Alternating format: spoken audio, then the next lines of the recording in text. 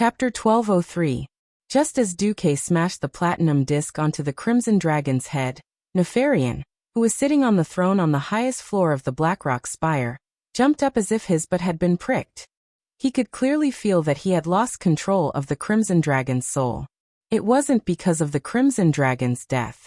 Instead, it was because an even stronger power had forcefully seized control from him.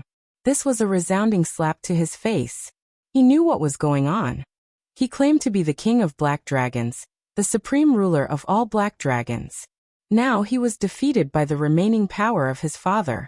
Even if Duque had used a trick, it was still a devastating blow to his confidence and pride. His face turned green and red. His swollen face was filled with gloominess. Suddenly, a seductive and sinister voice barged into Nefarian's mind uninvited. Hee, seems like you need help? No. It's none of your business. Enzos, Nefarian said firmly. I remember very clearly that I did not call you. Hee. I'm just here to remind you that Onyxia, whom you view as a sacrifice, isn't in your lair. Enzos sneered. But Duque is here, Nefarian argued. Hee. I hope your toy can take care of this legendary human. Enzos said noncommittally. Nefarian's face turned red and his fists trembled. On the other hand, the Crimson Dragon faced an outcome that he had never imagined. Duque had miraculously seized control of him from Nefarian. This is... The violent dark power that had caused him to fall was rapidly dissipating in his body. His power to surpass his own limits was obtained at the cost of burning his life and soul. As the dark power dissipated, what replaced the frenzy and numbness was unimaginable pain in his body, mind and soul. The sudden and terrifying impact was enough to destroy the rationality of most living beings. As a powerful being who had maintained a certain degree of rationality in the darkest of times, Velastras's willpower was undoubtedly shocking. However, no matter how ambitious he was, he did not dare to imagine that there would be a time when he could escape from the abyss. The dragon's face was filled with shock and confusion. Sensing that the giant dragon under his feet had stopped struggling and convulsing, Duque said loudly, "Relax your will, don't resist, and recognize me as your master. Otherwise, Nefarian will still have a chance to take back your control." Although he did not understand how Duque did it, but with the relationship between Duque and his queen, obeying Duque was a million times better than obeying the evil Black Dragon King. Veristaz immediately did as he was told, allowing Duque's will to invade his soul and turn his spiritual world upside down. He could clearly feel the slave imprint that was branded in the deepest part of his soul, filled with shame, being rewritten. It changed from a ferocious black dragon head to a blue whirlwind. It was impossible for him to know that this was Duque's trick. Duque first simulated the authority of the Black Dragon King that was recognized by the world of Azeroth with Neltharian's scales in the dragon's soul, and overrode Nefarian's authority. Then he got Neltharian to transfer the ownership of Veristaz to the owner of the Platinum Disc, which was Duque himself. These layers of tricks were all based on one fact. The arrogant Nefarian had defined the highest authority as the king of the Black Dragons, and not Nefarian's name. This was a loophole, and Dooku was the only one in the world who could exploit it. It was not until Duque finished all this in 10 seconds that he heaved a sigh of relief. However, this was not the end, because the battle was still going on. Duque turned his head. Kalia, help old cow. The rest help Magni. Everyone dispersed and went back to their own duties. On the ground, Veristaz seemed to be still in a dream. I'm free? But, thank you, Duke Marcus. I'll try my best to go to the Dragonbone waste myself. Feeling his terrible condition, Veristaz no longer had any hope of survival. The berserk dark energy drained him too much, easily surpassing the limits of what an ancient giant dragon could endure. Although he looked like he had a broken claw and his spine had been pierced by a sword, he was actually an empty shell inside. Under the shiny dragon scales and dragon skin were the remaining dry muscles and flesh that had been overdrawn and squeezed. At this moment, he was like a sick dragon that was too old to move. Is the despair in your eyes only at this level? Duque's sarcastic tone made Veristaz uncomfortable. If Duque wasn't the one who pulled him out of the dark abyss, he might have already spat dragon breath at him. Just as he was about to say something, Duque continued, "Sorry, I've seen even deeper and more terrifying despair in the ancient war." You participated in the ancient war. That's right. You're that Dukong. As an old dragon who had also participated in the cruel ancient war, Varistaz suddenly became spirited. No one else can save you. That doesn't mean that I can't save you. Suddenly, an emerald light of life appeared in Duque's hand. This is... The red dragon's vertical pupils suddenly constricted. Of course he knew what it was. This was the life blessing of his most respected queen. With it, no matter how serious the injury, even if he was on his last breath, he could still be full of vigor and revive on the spot the next moment. His eyes suddenly revealed an endless desire for survival. But in the next instant, he gave up on himself. No. Don't give me His Majesty's treasure. I don't deserve it. I failed. Not only did I fail to keep an eye on Nefarian, but I even became his minion and slaughtered countless innocent mortals. I'm guilty. Smack. The red dragon was slapped by a huge palm made of arcane energy. Enough. Do you really want to die like this and let the Doomsday Army have another bone dragon to control? Varistaz was frightened by this terrifying future, but he still hesitated. But my soul is damaged, and my strength can never return to before. Ignoring the opinion of this kind but strangely stubborn silly dragon, Duque directly pressed the red dragon queen's life blessing into his head. Following the silly dragon's scream, a powerful life force was injected into his broken body, rapidly healing every wound on his body.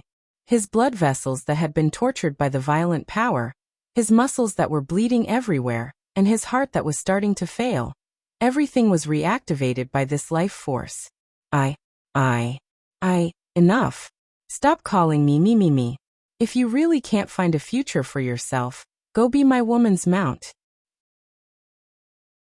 Chapter 1204. Duke, the Great Hoodwinker, was really addicted to hoodwinking mounts.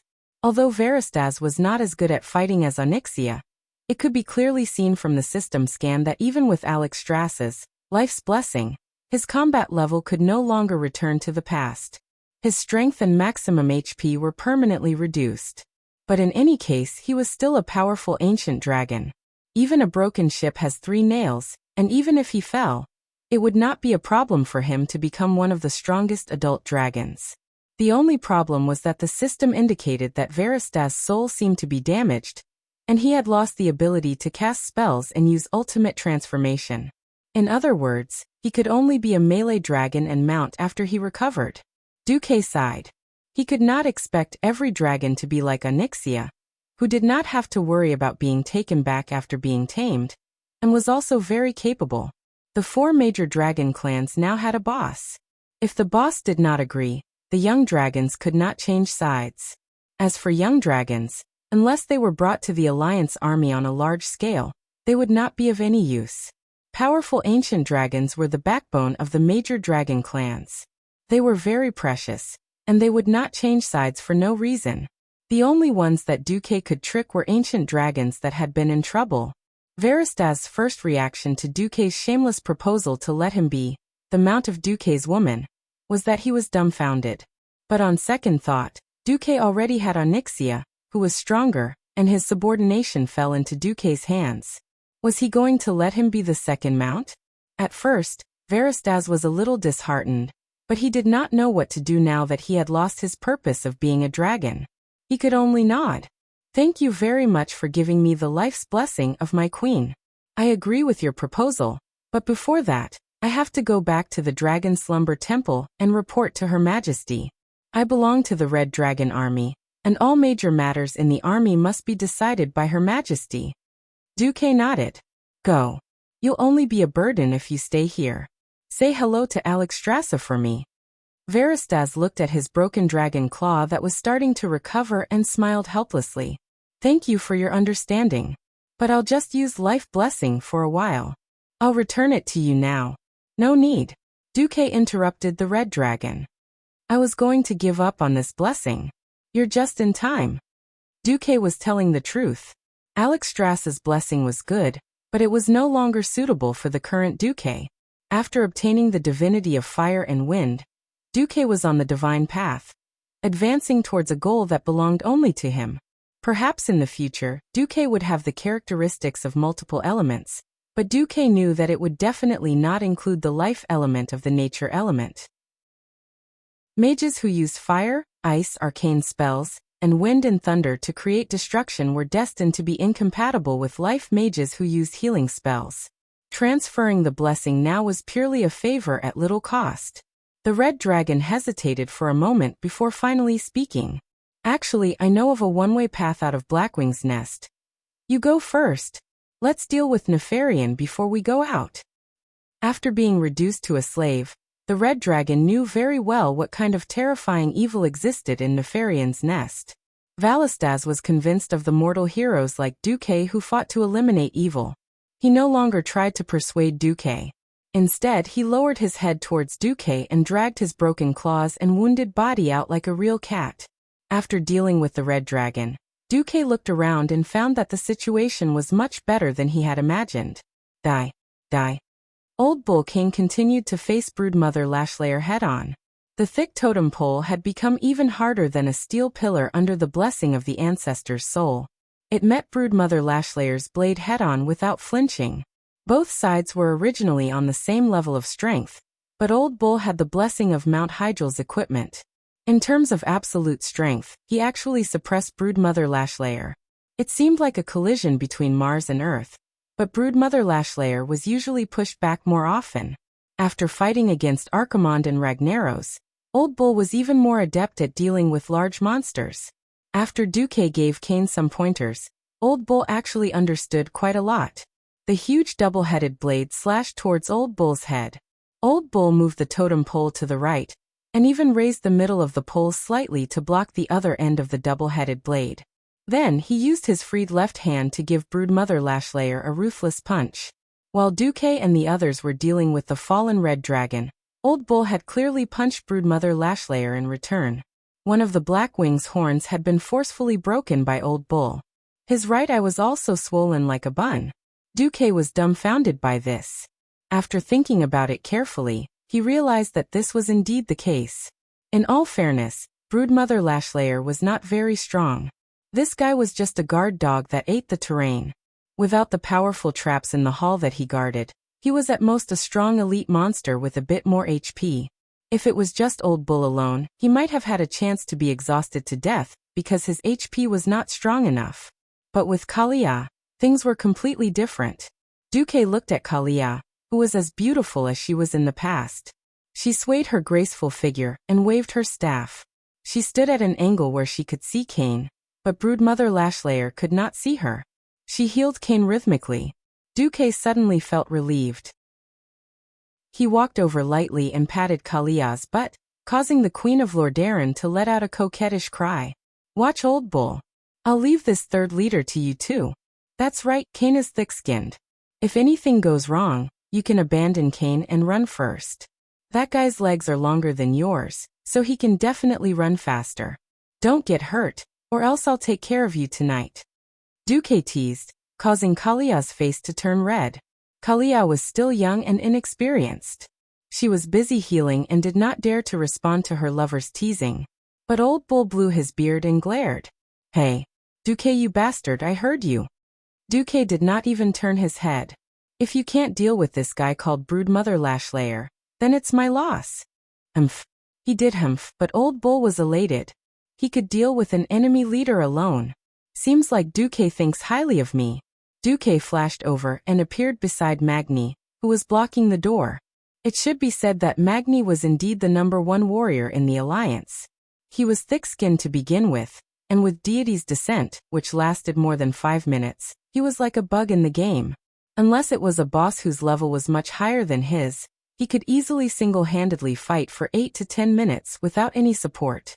But without Duque around, everyone was fighting in a mess.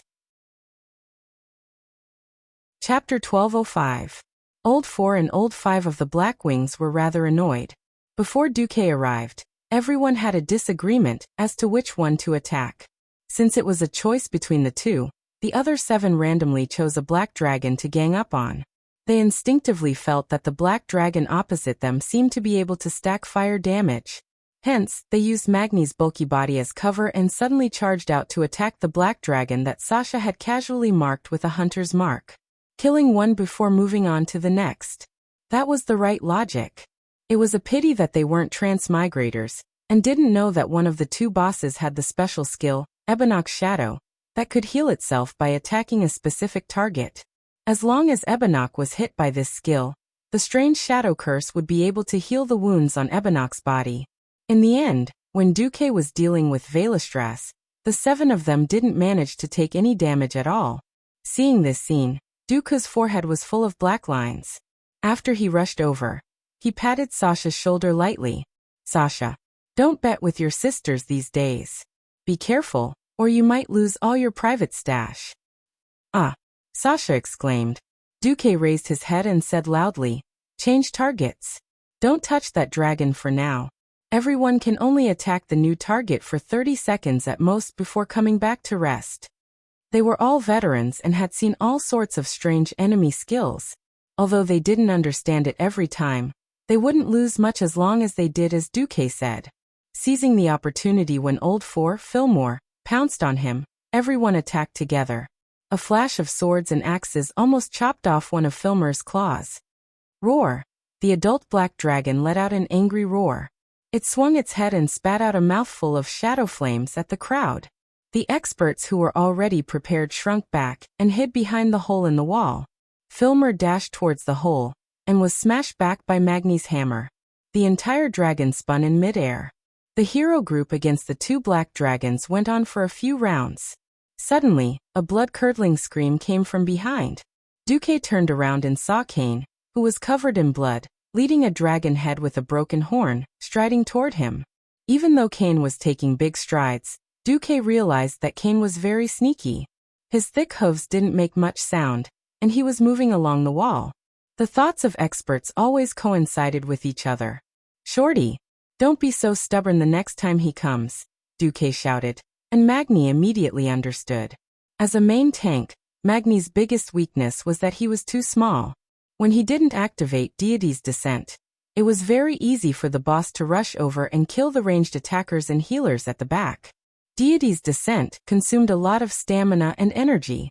He could carry it, but it didn't mean that he didn't need to pay a price. Just as he was swinging the Balrog's hammer, Magni caught a glimpse of that sneaky old bull. In the next round, when Fillmore roared and charged at the hole he was guarding, the Shorty King played a vicious trick on this adult black dragon. Fillmore was shocked to find that the large silver shorty that had been blocking the hole and never retreating had suddenly disappeared. No, it didn't disappear, but shrink. The previous countless charges ended with the shorty using his war hammer to fight them head-on. Who knew that the shorty would suddenly shrink back? Fillmore instinctively felt that something was wrong. He immediately spread his wings and flapped forward, trying to stop his momentum.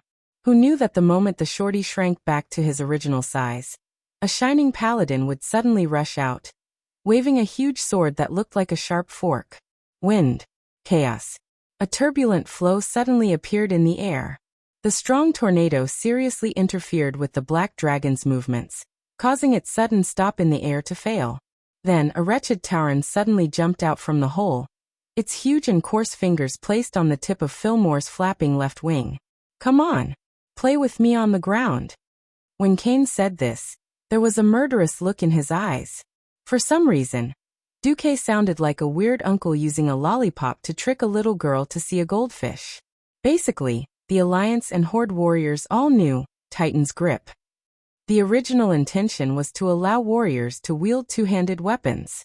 This skill that could greatly increase a warrior's arm strength and grip strength could be learned with hard work. The specific increase depended on the individual's talent and race's talent. Obviously, the Tauren had the most insane increase. Kane was also the most insane among the Taurens. Duque could clearly hear the hollow bones on Fillmore's dragon wings cracking. "Oh whoa!" Fillmore screamed and struggled with all his might. Being forcefully dragged over made him think of many bad things. Unfortunately, no matter how violent a little girl was, she couldn't withstand the strength of a real weird uncle. The old bull roared and forcefully pulled Fillmore down from the air with a movement similar to a shoulder throw, causing him to fall on the ground in an M shape. It wasn't that he wasn't reserved, it was just that the old bull was too violent. Fillmore, who was on all fours, almost instinctively struggled to get up. Who knew that the old bull would shamelessly raise his hands high up and viciously stab the thick totem pole into Fillmore's mouth that was filled with crisscrossed fangs, all the way to the depths of his throat. Agwoo. Awoo. Fillmore let out a strange whimper, and the aftermath of the shadow flames flowed out from the corner of his mouth. The scary old bull was unmoved. He forcefully twisted Fillmore's head almost 180 degrees like a fried dough twist, and tried to twist it 360 degrees, as if he wanted to tie a slipknot on Fillmore's neck. Dragons weren't invertebrates. Although their necks were abnormally flexible like snakes, in reality, because there was a limit to how much each cervical vertebra could rotate, a dragon couldn't truly twist its neck 360 degrees. Forcefully twisting it would only result in the cervical vertebra breaking, and the trachea twisting. Fillmore desperately tried to turn his body around, using his huge body to resist the twisting of his neck. At the same time, he tried to extend his dragon claws, trying to grab Kane, who was holding his neck. In the end, he couldn't reach it. Originally, he shouldn't have lost to a Tauren in terms of strength. For some reason, the moment he passed through the hole, there seemed to be some mysterious power that greatly weakened him. Fillmore thought that it was an illusion, until he slashed at Ebonok and tried to use the shadow flames to save him. In the end, that damn dwarf became bigger again, and jumped onto his body to be beaten up. Only then did he realize that something was really wrong. Chapter 1206. It was a terrifying power that struck the depths of his soul. Just like how ordinary creatures would tremble in the face of the terrifying firebird of a dragon, Fillmore could not resist the ruling will of the Black Dragon King. No. This willpower was even more terrifying than that of the current Black Dragon King, Nefarian. It made him tremble because it came from the ancestor of the Black Dragons, Deathwing, Nesario, who was superior to Nefarian. In the corner of his eyes, Fillmore saw Duke, who was laughing coldly, raising a platinum biscuit that only had a fifth of its original size left in his hand. Nesario deceived the 4 major dragon clans into injecting souls and power to create the soul of the dragon. Not only did he eliminate the eyesore of the Burning Legion, but he also laid the foundation for the Black Dragons to run rampant for 10,000 years. This was a widely circulated story among the Black Dragons. Every Black Dragon had the motto of being cunning and shameless. When he saw the platinum biscuit, he suddenly understood what it was. Unfortunately, it was too late. With the totem pole stuck in his throat, he could not even speak. No. Why? Ebonrock exclaimed. Duque did not do anything. He just lightly activated the power of the Wrath of the Dragon. This was already the cruelest killing blow for the 2 adult Black Dragons who had just been extremely arrogant. Wrath of the Dragon Special Effect 3. Black Dragon Torture. As Nesario is the king of the Black Dragons, he is the ancestor of all Black Dragons. Activating this special effect can directly torture the soul of any Black Dragon descendant. The closer the distance, the purer the bloodline, and the greater the power. With this special effect, all the pure-blooded dragons in Blackwing's nest were trash in front of Duque. Theon raised the Ashbringer high and slashed it down. Fillmore, whose neck had been twisted like a fried dough twist, was not in his best condition. Even his tight dragon scales had relaxed due to the soul punishment. It was as if he had stuck his neck into the guillotine. What the Ashbringer had to do was act as the guillotine for the beheading. Dragon blood splattered everywhere.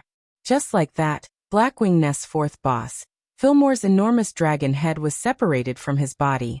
On the other side, Ebonrock didn't last long either. With Magni's full force, the hand of Savra's Balrog Ragnaros hammered down on his chest. Vanessa, who was at the side, could clearly hear the crisp sound of the giant dragon's ribs breaking. The golden yellow flames penetrated Ebonrock's chest, and one could imagine that the giant dragon's heart had most likely turned into charcoal. Gavin Rad was still afraid that Ebonrock wouldn't die. The Thunder Fury, Wind Chaser's blessed sword, fiercely stabbed into Ebonrock's throat, and with a desperate twist, he almost chopped off Ebonrock's head. Looking at the frozen black dragon, Magni exclaimed, "Wait a minute. Don't chop off the dragon's head. After I purify this guy's soul, I'm going to put it in my spoils of war storage in Steel Stove Fort." "Hey, you all have spoils of war. Do you think I don't?" Gavin Rad was unhappy. At this moment, a furious dragon's roar came from the depths of Blackwing's nest, and a black dragon that wasn't much smaller in size than the previous two giant dragons quickly appeared in front of everyone. The sixth boss, Flammel, was a black dragon that didn't have any special skills other than knowing the Princeps's fury. After Sasha used focus shooting to suppress its berserk state, it was just a piece of cake for her. Huff, huff, huff. In the team of 10, almost everyone except Duque was panting heavily. It was very tiring, very tough, but also very happy. The result of the endless battles was that 6 of the 8 bosses of Blackwing's nest had been taken care of. The red dragon had been saved, and the rest were all lying dead in front of them. Gavin Rad stabbed the sharp tip of the wind sword into the ground, and like a sharp weapon stabbing into tofu, half of the sword's edge sank into the ground. Then he used it as a support, and his entire back passed over. The lightning that lingered on the wind sword seemed to be a beneficial supplement to the magic in Gavin Rad's body. Anything else? If so, come at me as well. Don't wait until I fall asleep from exhaustion before someone comes to touch me. I can't take that, Gavin Rad complained. Duque shook his head and smiled. In Blackwing's nest, there aren't many existences that can threaten us. If the information Onyxia gave me is correct, there's only one big dog left, Chromagus and Nefarian. That's good. Old Cow laid on the ground with his arms and legs spread out. He didn't have Magni's deity's descent. Although his injuries could be healed by the stimulation of holy light, he couldn't replenish the blood that he had lost in a short period of time. After lying down for a while, he sat up, took out the food from his spatial bag, and started eating and drinking. This was a sunken area without a door beside the hall where Veristas had been, but it had a good view, so it was used as a temporary resting place. Duque turned around.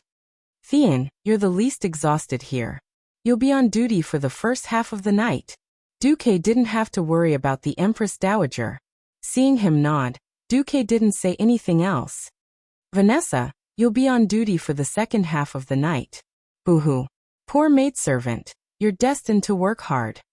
Duque ignored the maidservant's complaints and focused on collecting things. Not only did he collect the spoils of war left behind by the 6 bosses, but he also collected the hourglasses dropped by the minions. While Duque's small team was resting, Nefarian, who was in the hall at the top of the Blackrock Spire, was already restless. If Duque had gathered all the strong people in the world and attacked Blackwing's nest with all their might, then Nefarian might have sat on his throne with a playful attitude and waited for Duque's challenge. Duque had cheated. Of the 6 leaders, Duque used Dragon Soul Fragment against Razorgore at the start, but he didn't use it against the other 5 leaders. Of course, in the eyes of the other dragons, this was the wrath of the dragon that the 4 major dragon races had towards the black dragons. 3 adult black dragons that were almost as powerful as the ancient dragons and a rather powerful dragon beast had been beaten to death by a mere 10 mortals. They hadn't even been able to use 40% of their strength. Nefarian had tricked the 4 major dragon races back then. Now the tables had turned. The 4 major dragon races were now tricking the black dragons. Nefarian's heart skipped a beat. Duque had probably used this when he subdued his sister, Onyxia. This meant that even though he was the self-proclaimed king of the black dragons, he couldn't escape from Duque. In other words, as long as Duque could stand in front of him, his dream of becoming a dragon king would be over. Either he surrendered in humiliation and became a mount, or he would die in the Blackrock Spire without even using half of his strength. Escape? This option didn't exist for a proud king. Nefarian's face was livid. Just then, the sly and sinister voice that he was very familiar with appeared in his mind again. Chapter 1207. After Duque and the rest rested, they quickly advanced into Blackwing's nest. A brainless Blackwing goblin technician? 1 hit from the Firelord hammer. A tall dragon charging over with 2 swords? First use Ashbringer to cut off its legs, then use the Firelord hammer to hammer it to death. A large group of black dragon whelps flying over? The wind sword directly activated its special effect, causing a tornado that dragged the whelps to the ground. Finally, the gangsters swarmed over. A lot of dragon scales and dragon skin. The more they advanced, the more uneasy Duque felt. This was too abnormal. If it was another enemy, perhaps Duque would think that the other party was shivering under the bed in the deepest part of the nest. It was Nefarian, the Chinebu geek.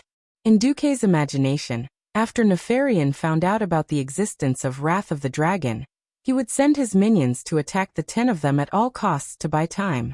Nefarian did not make any additional arrangements.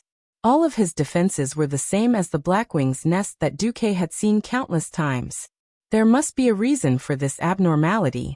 Duque did not advance at high speed. Instead, he slowed down until the place where Chromagus, who was supposed to be the 7th, was gone? 3 natures of the door god, time and ignite. This phrase was regarded as a nightmarish legend among the players in the past, and it described how disgusting this place was. The dragon of the nature element, in addition to the disgusting time-lapse skill of OL7, had left a deep impression on Duque. If they did not get wiped out 8 or 10 times, they would not be able to say that they had conquered Blackwing's nest. Now that the most disgusting boss in the entire Blackwing's nest besides Nefarian and the little red dragon had disappeared for no reason, it was impossible for Duque not to be alarmed. Haha.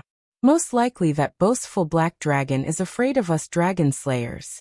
Cain patted his chest and laughed. His laughter resonated with everyone. Powerful prey was always a man's most boastful achievement. Even a holy knight like Gavin Rad, who was supposed to be humble in theory, couldn't help but chop off a dragon's head and stuff it into his dimensional bag, much less the 2 chiefs and Magni. The team was brimming with an atmosphere of overconfidence. Duque was keenly aware of this and tried to dissuade everyone, but all he got was a verbal warning to be careful. Cain carried the totem pole and walked in front, while Grom tied his bloodhowl to his back.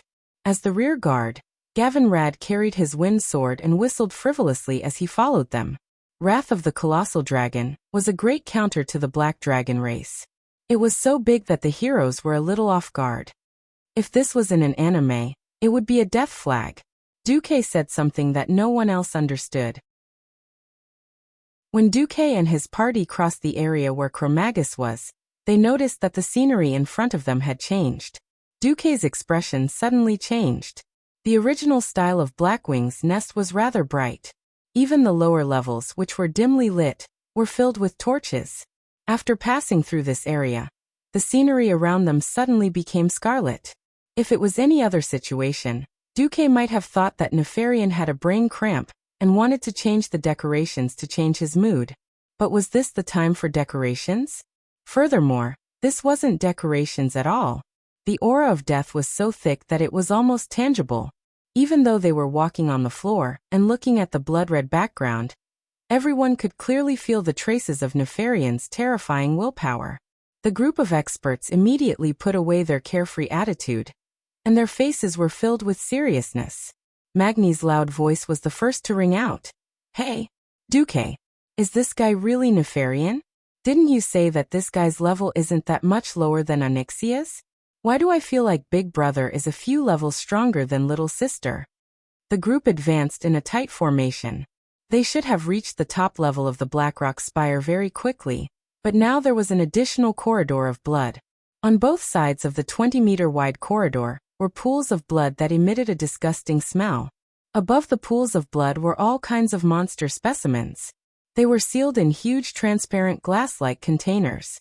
Some of them had already lost their lives, while others were slapping the walls that were strengthened by magic in vain, wailing in despair.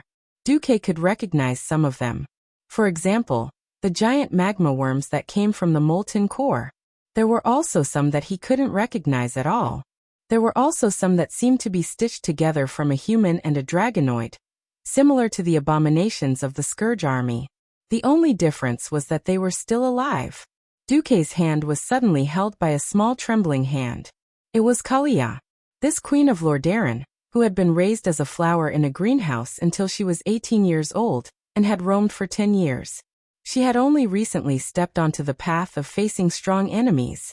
Now, it was as if all her battle experience had been washed away, and she had become a weak girl who couldn't even fight a chicken. Indeed, such a disgusting thing was a little too much for a girl to bear. Duque could only pat Kalia's hand gently and comfort her. Duque knew what Kalia wanted to ask. Things are a little beyond my imagination. Brothers, it's impossible to retreat. He has already found us. Prepare to fight with your lives. Half an hour's journey wasn't long. Duque and the others quickly arrived at a sealed blood hall the size of 2 football fields. Pools of blood flowed down the walls on both sides of the hall, flowing into what seemed to be blood troughs on both sides of the hall. Was that caused by Nefarian's power? Or was it the accumulated blood from killing many creatures for scientific research? No one knew. Everyone's eyes were locked on the man sitting on the throne of blood. Haha. I thought you had even lost the courage to come here. The bearded man held his chin and spoke in a seemingly provocative but calm tone. Duque stepped out from the crowd and looked up at the mysterious man's eyes. Should I call you Victor Nefarios? Or Nefarian? The man smiled. The name I use when I'm in human form is just a code. I still hope that you can call me Nefarian, the real king of the Black Dragons, Nefarian of the Apocalypse. Duque's heart almost stopped beating at this moment. Although Duque already had a hunch after seeing the previous scene, who knew that after hearing it from the other party, the shock still set off a storm in Duque's heart. Duque only wanted to say that he bought a watch last year. Chapter 1208. Nefarian's Blackwing Nest and Nefarian's Apocalypse, as Blackwing Bloodring. These two combinations might seem a little different, but the difference between them was like heaven and earth. In the game, one was a level 60 instance dungeon, while the other was a level 85 instance dungeon. Duque's average equipment for Mount Hyjal was not even at the entry level. If Nefarian had really transformed into Nefarian's Apocalypse, which was supposed to appear 10 years later, then there would be no need to fight. They could just surrender. Duque's hands were trembling, and a large amount of data was pouring down on his retina. The system's warning tone was beeping nonstop, and his eyes were filled with crimson warning words. Warning! An unknown protective shield has appeared on the humanoid Nefarian. According to calculations, there is an 21% chance that he will be immune to the power of Wrath of the Dragon. Warning! Warning! Nefarian's Apocalypse matches the level 85 boss in the host's memory by 11%. If it really is the boss, the host has a 99% chance of being wiped out. It is strongly recommended that the host avoid it. At the very least, leave its territory and fight for a chance of resurrection. Duke sucked in a breath of cold air and his face turned green, but he knew he could not retreat. At this moment, Duque's mind was filled with all sorts of thoughts. This was not a game. If the team was wiped out, the essence of the alliance would be gone. Not to mention that there were still 3 women here. He could resurrect, but what about them? Calm down. Duque, calm down. How could this happen? Nefarian's sudden increase in strength was undoubtedly the work of Enzos. The problem was, would Enzos die so easily? Why would he level up Nefarian for free? This was not an increase of 10% or 20%.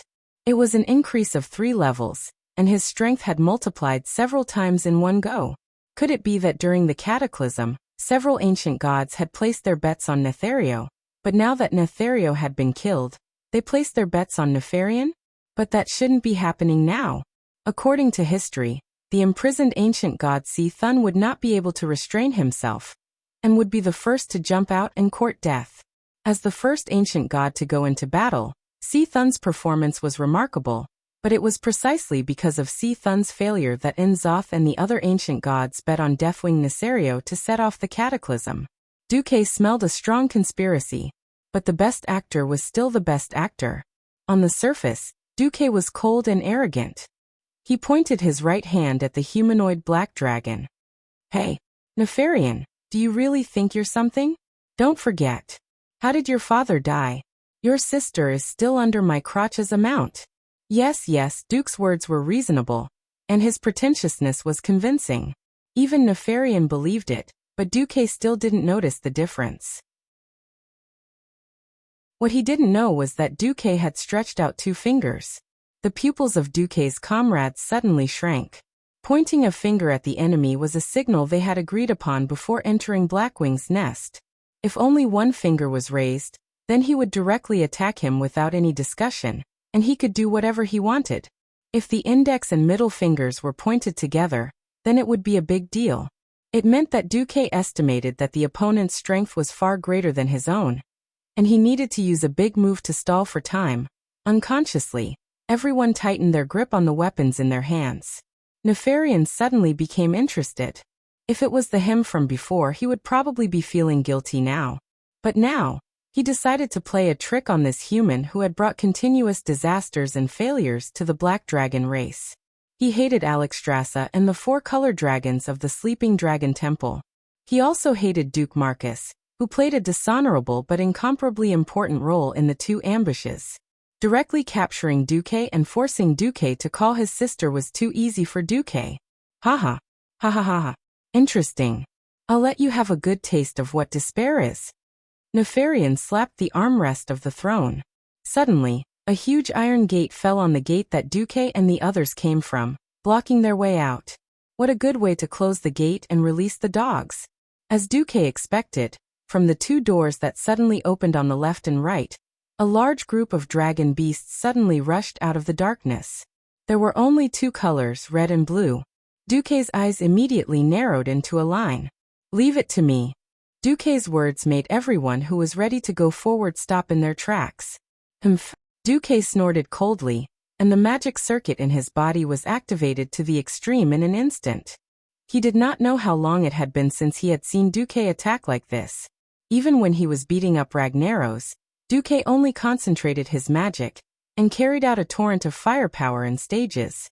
There were 256 hands of magic on each side, and what they set off was a magic storm that seemed to divide the world into 2 halves. The left side was ice, and the right side was fire.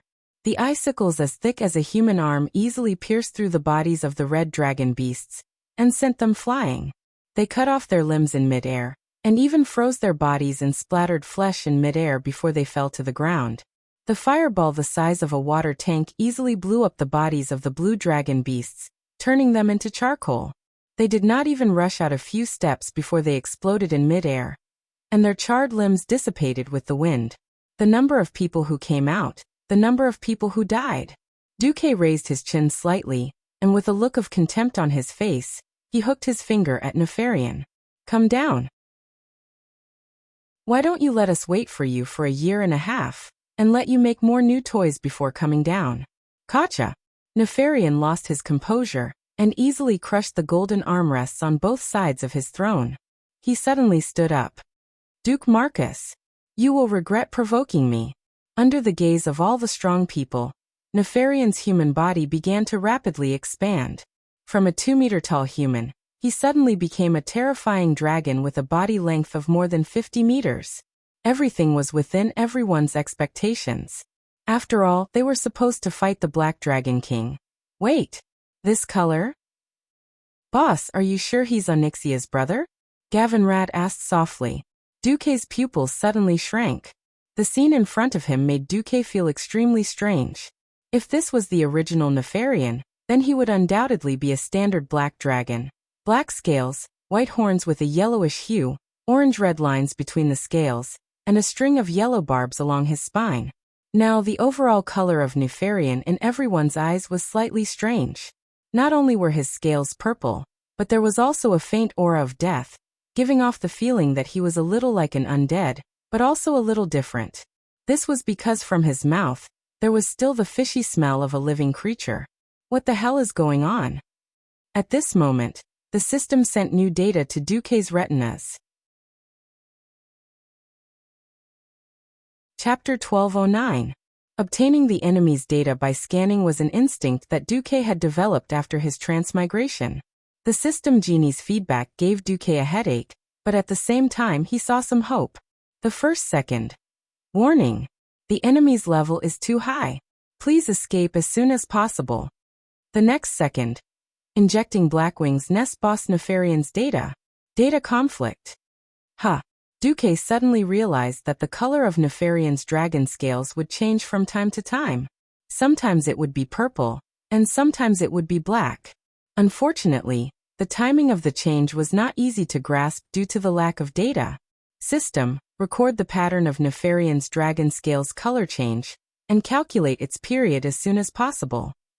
If I'm not wrong, Nefarian's current power is not complete. When his power temporarily drops to the level of Blackwing's nest, it will be an opportunity. Just as Duque was about to reply to Gavin Rad, Nefarian had already charged over. At this moment, his dragon scales were purplish-blue. Deity's descent. Duque shouted hurriedly. Magni immediately understood, and his body rapidly enlarged. He raised the Balrog hammer high and slammed it against Nefarian's dragon claw. Bam! It was a clash of power without any technique. The winner was Nefarian, whose power had skyrocketed. The onlookers could clearly see that Magni's enlarged silver body was being crushed like a pillar. Although he wasn't crushed into a biscuit, he was almost there. Nefarian clearly realized that he couldn't kill this strong dwarf warrior in one hit. He suddenly extended his dragon head and bit at Kalia, who was at the back. "Don't ignore me." The Oxhead chief strode forward, and the totem pole that was as thick as the pillar of a large house slammed down. Just the ear-piercing sound of it breaking through the air was very frightening. Kane missed. As if he had expected Kane, who was the number 2 tank, to come up, his snake-like dragon neck tilted at the last moment and dodged the attack. At this moment, the final move of the giant dragon's most terrifying close combat combo came. Nefarian's huge body suddenly turned horizontally, and his dragon tail that was more than 20 meters long smashed into the back row like a huge meteor hammer. Gavin Rad charged forward with the wind sword in his hand. He was prepared to face Nefarian's Firebird head-on. Unfortunately, he missed. The tail was like a rake with 6 huge bone spikes. It drew a strange wavy arc in front of Gavin Rad, quickly and gracefully dodging the paladin's attack, and mysteriously swept towards the middle row of Duque's team. That was where the close combat team was located. Vanessa cried out in surprise. She used her high agility to perform a beautiful backflip, narrowly dodging the attack. However, the other 2 in heavy armor were not so easy to dodge. Theon brandished Ashbringer, and a long thin beam of holy light shot towards the dragon's tail. Nefarian chose to take it head-on, but at the last moment, he smashed his tail towards Grom. Grom leapt into the air. No one had foreseen that something unexpected would happen. Suddenly, Grom's entire body froze in the air, as if he was a picture that had been captured by a camera. His posture as he leapt, his mouth opened so wide that his fangs could be seen, and his bulging muscles. Everything stopped. Duque suddenly reacted and yelled, "Hourglass! Hourglass? What hourglass?" Grom froze for half a second before he reacted. This was the deal he had with OL7. Only OL7's big dog, Chromagus, could make someone suddenly freeze in the air. Caught off guard, and because he was not mentally prepared, Grom threw the hourglass that could get him out of trouble into the deepest part of his bag. Suddenly, 2 huge hands of magic appeared beside him, trying to drag him to the side. Unfortunately, it was too late. Nefarian had already bitten him. Arg! Blood splattered everywhere. Under everyone's gaze, Nefarian succeeded in his forceful attack, and bit off a small part of Grom's body. Lord Howl's entire left arm, left shoulder, and a part of his left chest were all bitten off. His companions could even see Lord Howl's still moving lungs through the bloody wounds. Grom screamed in agony as he fell from the sky, forming a stark contrast with Nefarian's ferocious eyes. In the first round, one of Duque's main forces had lost the ability to fight. Save him. Almost at the same time as Duque's scream, several holy flashes and rapid healing spells were cast. However, unless it was a holy knight who sacrificed all his mana and energy to cast holy healing, the healing effect of holy light on large body parts was rather limited. Not to mention, Duque could already see that a large part of Grom's soul had been devoured in that instant. The loss of the soul was the most terrifying. Without the soul as a foundation, the body would not treat the missing part as a part of the body. This meant that even if Grom had the regenerative ability of a troll, He would not be able to regrow his left arm. What happened next confirmed Duque's judgment. Even with several beams of holy light, everyone was shocked to see that only the left part of Grom's chest had begun to heal, and there were no signs of a new limb growing out. Grom rolled on the ground in pain, but he was extremely stubborn. Even when he bit his lips until they were full of blood, he did not let out a single scream. Nefarian actually retreated after his successful attack. He flapped his wings, instantly stirring up a gust of wind, and his entire dragon flew into the air. Duque noticed that Nefarian's dragon scales had turned black, and the veins between the scales had turned red again. Not only Nefarian, but even Chromagus, who was supposed to be a powerhouse in close combat, seemed to be terrified. He hid far away in a corner of the blood hall, while a large group of dragons swarmed over. They wanted to use their own blood and lives to exchange for precious time for their boss to catch his breath. Shameless. Sasha fired again and again. Duque and Elysia also kept firing. Unfortunately, they first had to deal with the army of dragons that were madly charging at them. Only then could they shoot the extra attacks at Nefarian, who was moving around in the air. The result was that the damage dealt to Nefarian was too low. Gavin, Rad and Tyrion tried to use their divine artifacts to attack from afar, but the effect was not good. Nefarian just kept moving around, focusing on dodging the attacks from the divine artifacts while taking on the rest. Everyone's pupils suddenly shrank. Their own weakness had been found out, which was that they had too many melee professionals and too few ranged attackers. About a minute later, Nefarian's dragon scales turned purple again. It was the triple dragon combo and doggies, time elapse again. This time, Gavin Rad's Mount Hygel level plate armor was completely destroyed. Chapter 12:10. In this day and age, paladin heroes were all capable of fighting, tanking and healing. Although Gavin Rad was one of the weakest of the 5 silver sages, his equipment could be said to be extravagant. He would definitely have a share of paladin equipment in every battle. Along the way, he had accumulated a wealth of battle experience.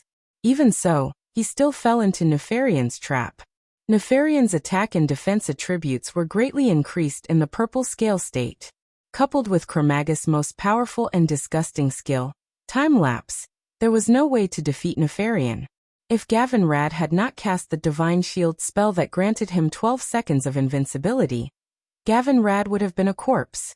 Only half of Gavin Rad's armor remained. There were 3 deep scratches on the back half of his armor, and even his undershirt could be seen. In a fit of rage, Gavin Rad tore off his wobbly breastplate.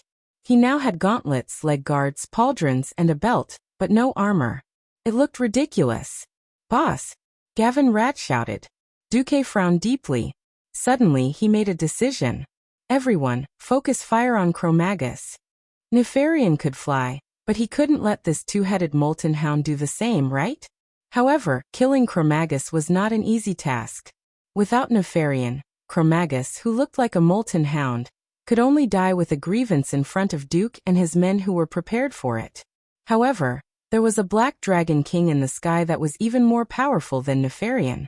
Without enough restraint, if Nefarian were to charge at them, they would still be wiped out.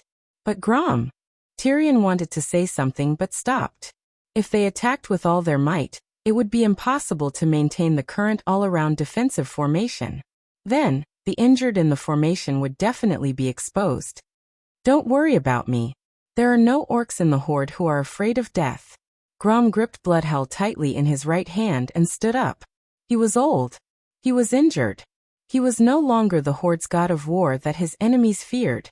But his courage, his bravery, made it impossible for the bystanders not to be moved. A general dying in battle. A warrior dying in battle. Perhaps this was the best ending for a brave orc who had fought for his entire life. "All right." Cain let out a loud cheer. He smashed away a few dragons with his staff to clear a path for them. "You guys go. Leave the rear guard to me and Sasha."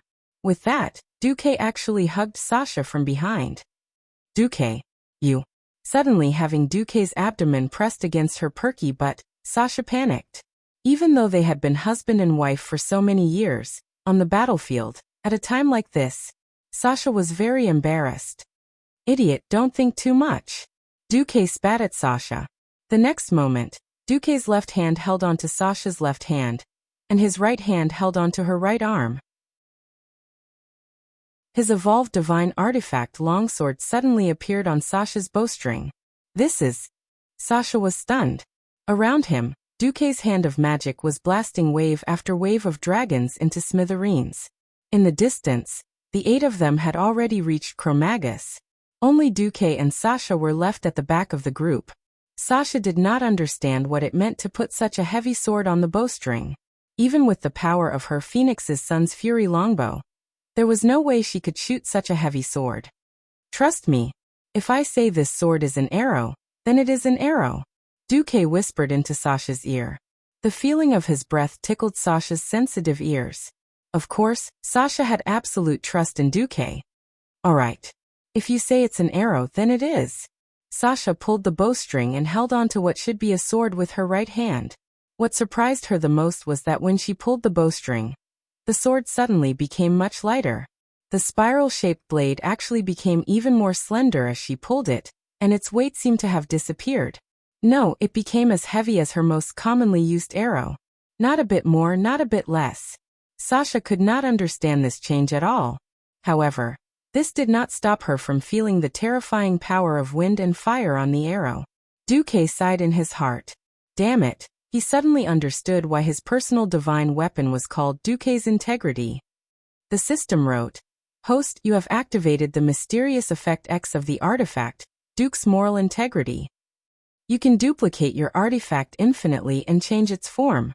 However, in order for it to have power, you need to inject a special power into it, such as the fire element with divinity, the wind element, or the magic element with your will. Warning: after injecting the host's humanity will decrease accordingly. If the target resists the host's power or will, the host has an 80% chance of retrieving the host's humanity from the atmosphere. Feelings were meant to throw away one's moral integrity. At this moment, Duque was crying in his heart. Sasha, aim and shoot. I'll make the arrow. Okay. The valiant and heroic female ranger hero had no idea what kind of price she had to pay for every arrow she shot out for the sake of her lover. She only knew that she had to do her job well. In terms of long-range attacks, Sasha was much more talented than the few close combat veterans. Her ability to predict was godlike. She could predict how Nefarian would fly, what dodges he would make, and even whether there was a chance for him to stop in the air. Previously, she could not threaten Nefarian because her attack power was too low. Now, with Duque's infinitely duplicated spiral-shaped arrows, she became the most terrifying cannon in an instant. Swoosh, swoosh, swoosh. The terrifying sound of wind breaking could be heard. The arrows that could be completely ignored suddenly became killing machines. Before this, no matter how tricky Sasha's arrows were, as long as they were not direct shots, they would not be able to penetrate Nefarian's dragon scales. At most, they would pierce the dragon's skin, but not its muscles. But now it was completely different. Attacks that contained some divinity were Nefarian's greatest weakness. At the end of the day, the power that he had now was only forcefully stimulated by Enzo's dark divinity. If Nefarian's divinity was strong enough, he could use it to defend against this interference. However, although he was born as a demigod, he did not know how to use this power.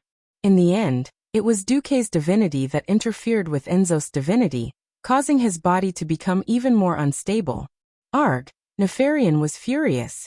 Contrary to his usual behavior, he switched to attacking Duque first. In the end, Duque opened more than 10 teleportation portals in the narrow space, and brought Sasha through these portals. Chapter 12:11. If Nefarian was still the Black Dragon King, Duque wouldn't have dared to teleport. When a single magical element was concentrated to a certain extent, it would instinctively reject the existence of other elements. In Blackwing's nest, which was filled with shadow elements, Duque couldn't even teleport or receive magical messages. Now Nefarian had accepted Enzo's divine power, which didn't belong to him. Instead, it interfered with Nefarian's absolute control over space. Although Duque couldn't break the spatial barrier to connect to the outside world, He could make use of Nefarian's weakness to create a few holes in the spatial rift for him and Sasha to pass through. Duque and Sasha's joint attack was very fierce. The arrows that were shot were high and low. Every time they fluttered and swayed, Nefarian felt like he was trapped by the arrows and unable to escape. It wasn't to the point of fear, but with his huge body, it was impossible for him to escape or dodge. The only result was that he was hit. Hit again. Nefarian had wanted to ignore Duque and Sasha and directly attack the small team of 8. After all, 100 meters was a distance that the Black Dragon King could cross in the blink of an eye. However, Duque told Nefarian with the hard truth that he shouldn't even think about it. Scram! As Nefarian rapidly approached, Duke's eyes, which had been half closed, suddenly opened when the Black Dragon's figure approached. His left eye burned with blazing flames, while his right eye flashed with dazzling lightning. Along with the vibration of the bowstring, an arrow that was a mixture of fire, wind, and lightning easily traversed 50 meters of the void as if it was teleported. It was like a sharp sword piercing towards Nefarian, turning the sword into an arrow, and then turning the arrow back into a sword. Duque's move caught Nefarian off guard. Even though the Black Dragon King dodged the attack, the spiral conical divine blade projection still managed to leave a hole in his lower abdomen. The divine blade projection passed through his abdomen diagonally and left a large hole in the Black Dragon's left bat wing. This time Nefarian panicked. He was really panicking. He didn't expect Duque to be able to injure him when his attack, defense, and speed had been greatly enhanced. To a demigod-level Black Dragon with an incomparably tenacious life force, this injury would at most be a minor injury. However, an injury was still an injury. The heavens had bestowed upon him a powerful defensive ability, but at the same time, it had ruthlessly cut off his recovery ability. Although it was just a small wound, it would take at least 10 years to completely heal without any external help. You, how dare you hurt me? Nefarian screamed in amusement. Duque bared his teeth. If it weren't for Onyxia's surrender, I would have hung the heads of your family of 3 on the Wormwrist shrine. Bastard. Duque blinked. Should he say, did the Black Dragon clan walk the path of nobility? How could they scold others so elegantly? Back and forth, it was just the same few sentences. It really couldn't compare to the national quintessence of the Celestial Empire. He would spit out 18 words for 3 seconds at a time, and there were no repetitions. Cough cough. Speaking of which, Duque's side had effectively restrained Nefarian, and he had also surrounded the various dragon beasts. The morale of the small team of 8 was immediately boosted, especially Lord Howl. In order to prove that he wasn't an injured person, not a burden, Lord Howl was practically hacking at the big dog Chromagus with all his might.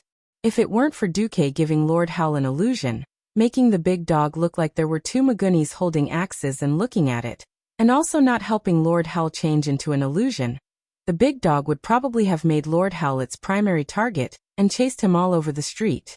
At this time, Duque's strength and all-roundness were on full display. A large number of illusions ran all over the street, and each illusion had a certain amount of magical energy, and even holy light. Gavinrad was tongue-tied as he watched 3 Gavinrads, hacking at the dragon beasts with their wind swords. And then they were all killed by the dragon beasts. Hey, I'm not that weak. Shut up. Do you want all the monsters to know that this is your real body, and then cut your ass off? Duque's angry scolding shut Gavinrad up on the spot. Although Chromagus, time-lapse, was effective everywhere and could freeze a person at any time, there were too many targets, and the big dog was starting to feel a little powerless, especially when it looked and sensed that there were now hundreds of mortal heroes running around it. A divine artifact was a divine artifact. When the number and quality of divine artifacts accumulated to a certain level, it would become a qualitative change. It was true that Chromagus was fully armed. Its armor was made of the toughest source substance of this era, and ordinary epic weapons would be deflected in a matter of seconds. Unfortunately, it had encountered a group of unreasonable fellows. Wah! Under the avatar state, the enlarged Magni leaped high into the air. His body weighed more than a ton, and with the acceleration of gravity, Savra's Balrog Ragnaros' hand burst out with a blazing light like the sun, and like a falling mountain, it smashed into one of Chromagus's heads. The direct result of this full-force blow was that the big dog's left head almost immediately exploded, like a rotten watermelon that had been smashed with a stick. The big dog tried to retreat in pain, but at this moment, Theon suddenly took 3 steps forward, and Ashbringer condensed an even more violent sea of holy light. The next moment, all the golden light in the sea of holy light poured into the big dog's broken head. Awoo! The golden light spread throughout the big dog's body. Since they were taking advantage of its weakness to kill it, of course they would not leave Lord Howl and Gavinrad out. The two of them worked together to create a huge wound on the big dog's right hind leg. Then the Minotaur chief leaped high into the air and stabbed a totem pole directly into the huge wound. As if stirring, it began digging in the wound. Awoo! The remaining head of Chromagus kept howling. Its howls were also urging its master to work harder. Nefarian also wanted to, but his side was in more trouble. This was because various holy wills were piercing into his soul through the arrows. God says, "Let there be light. The earth shall heal the scars. Mother Moon is watching you." The wills of Alances Fail, Mediv, and Alun, the goddess of the moon, were constantly invading Nefarian's spiritual world. Originally, Nefarian only needed to suppress his own consciousness and let N'Zotha's will and power better fuse into his body. Now he had to work hard to separate the entangled wills and choose the most suitable power for himself to maintain his strength. Nefarian's situation was not good. Chapter 12:12. Of course, Duque wasn't much better off. "Hey, are you done? I can't hold on much longer." Duque shouted with the whisper of the wind. "What's going on? I don't feel your magic power dropping." Theon said in surprise. "No, Duque, there's definitely something wrong," Sasha shouted. With Duque's godly sword poking her from behind, Sasha's body felt a little weak. Duque didn't know how to explain it. Now every time Sasha knocked an arrow and shot, Sasha was having a good time. It was tough on Duque. Moral integrity, throw it out. Pick it up. Throw it out again. Pick it up again. Throw it out, huh? Do I have moral integrity? Nefarian, who had been injected with a large amount of goodwill, began to doubt his life. Wasn't Duque also doubting his life? The system kept warning. Warning. Warning. The host's moral integrity has fallen to a critical level. Please do not use Duque's moral integrity again, or else you might trigger the descent of the 7 deadly sins. Fortunately, after so long, Duque's willpower had improved greatly. Kalia also realized that something was wrong and hurried over to inject holy light into Duque's mind. "Duque, look into my eyes. Think of the happy times we had together." Kalia gazed at Duque with her clear and pure eyes. Who knew Duque put on a fake smile? His crooked eyes made it obvious that he was thinking of the wrong thing. Duque suddenly realized that his left and right waist had been attacked at the same time. It was Sasha and Kalia. He felt pain, and then his mind fell into a trance again. In the distance, Nefarian fell head first, struggling and rolling on the ground. This was because what Duque had shot into the black dragon's body was not only the will of the 3 good ones, but also a prophetic dream. In the dream world, Nefarian was harvested again and again. Not only in Blackwing's nest, but also in Blackwing's blood ring, he was also defeated again and again. The dragon head was put on display in Stormwind City, Steelforge, Dalagen and Lordaeron. The sorrow of being whipped after death, and the despair of his soul falling into the abyss filled Nefarian's heart. Now that Nefarian and Duque had both fallen into mental confusion, the strongest fighters on both sides were temporarily eliminated from the battle. Originally, Magni and the others were prepared to lose the cover of Duque's magic. However, the hand of magic in the air continued to fire, accurately and effectively eliminating the dragons that were rushing out. Duque's multicasting mechanism is different from ordinary wizards. Perhaps this is why he is a Breaking Dawn wizard of all elements, while we are still unable to break through our own limits, Elugia explained. Forget it. Don't worry about it. Kill the big dog first. The macho men attacked with all their might. The dazzling special effects of their weapons flashed with terrifying light. Go. Magni took the lead. He raised his Balrog hammer and began to charge at high speed. This time he aimed at the big dog's remaining head. Oh! Cro-Magus used his skill to ignite Magni. Unfortunately, under the effect of Deity's descent, the Dwarf King's skin was as thick as a city wall. No matter how much the flames on his body crackled, they did not do much damage to him. The big dog saw the flaming hammer rapidly expanding in its sight. It instinctively shrank back, but it was too big and too slow. The Tauren beside it ruthlessly smacked its totem pole. This made the big dog's head feel as if it had delivered itself to the door and installed the Balrog hammer on it. The flames of the Balrog hammer, the lightning of the wind sword, the golden flames of the Ashbringer, the radiance of the Bloodhowl. Finally, while Duque and Nefarian were down, the group eliminated all of Nefarian's fighters in one go. Come on! Slay the dragon! Gavinrad yelled as he activated the Dragon Slayer enchantment on his sword. This enchantment specifically targeted dragons could significantly increase the damage dealt to Nefarian. Just as the others were about to charge at Nefarian, an evil will descended upon them. N'Zotha's cold laughter and low voice haunted everyone's mind like a nightmare, making them dizzy. Humble, honest, compassionate, brave, just. When faced with a test of willpower, the Holy Knights were always the first to pass the test. Tyrion and Gavinrad roared, allowing the holy light on their bodies to benefit their companions. Soon the three strong male warriors woke up, followed by Alicia, Sasha, Kalia, Vanessa, and Duque. No one expected N'Zotha's will to disappear as quickly as it came.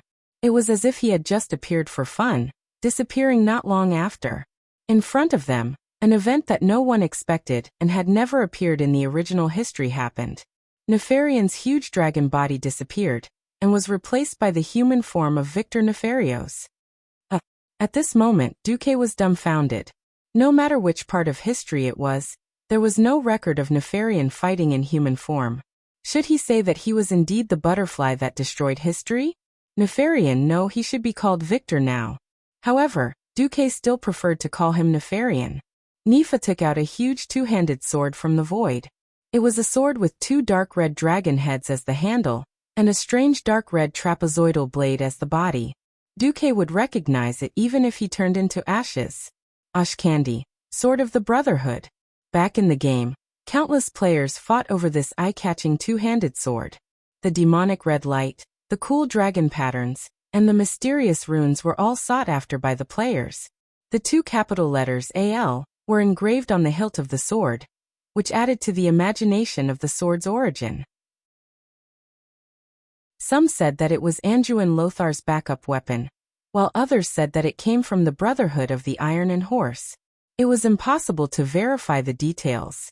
However, there was one thing that was often mentioned, and that was, once AL is out, there are no more brothers. Nefarian, who had turned back into human form, stood up with the Sword of the Brotherhood. He seemed abnormal. The power of the shadow was rising from his body, but there was also the evil glow of the ancient gods. Haha, you're finished. Mortals, you can't kill me. Otherwise, your world will face the most hopeless destruction. Haha. Nefarian said nonsensically. This made Duque and the others frown. Duque sneered. Oh, then we should stretch out our necks and let you kill us? Yes, exactly. This is the final fate that mortals like you should face. Nefarian held the huge two-handed sword with one hand, and his entire body swayed. It seemed that he would self-destruct soon without Duque's help.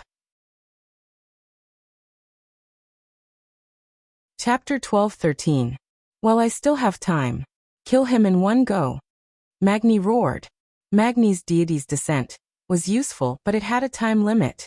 Even though he was the number one dwarf, Duque had calculated that he could only maintain deity's descent for 5 minutes at most. Why did it seem like he could maintain it for at least 10 minutes each time? Magni was more sneaky than the average dwarf. This talented dwarf warrior had the ability to adjust his own defense like he was breathing. When he wanted to harden his body, he would use all his strength. When he wanted to catch his breath, he would secretly cut off the defense in his silver shell. This meant that while he was beating up his enemies, his deity's descent was in standby mode. Of course, Duque wouldn't say it out loud. Who would have thought? The crimson sword flashed, and 2 pillars of blood shot up into the sky. Everyone who was maintaining their formation was so shocked that their pupils constricted. The left side of Magni's waist was slashed by the great sword of the Brotherhood, and a wound large enough to hold a baby's fist in. Under his silver skin and armor, this bright red wound was extremely glaring. Magni wasn't the worst off.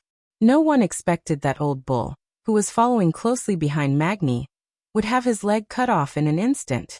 His entire right leg remained where it was, while Kane's burly body was sent flying more than 10 meters away. He rolled a few times before coming to a stop.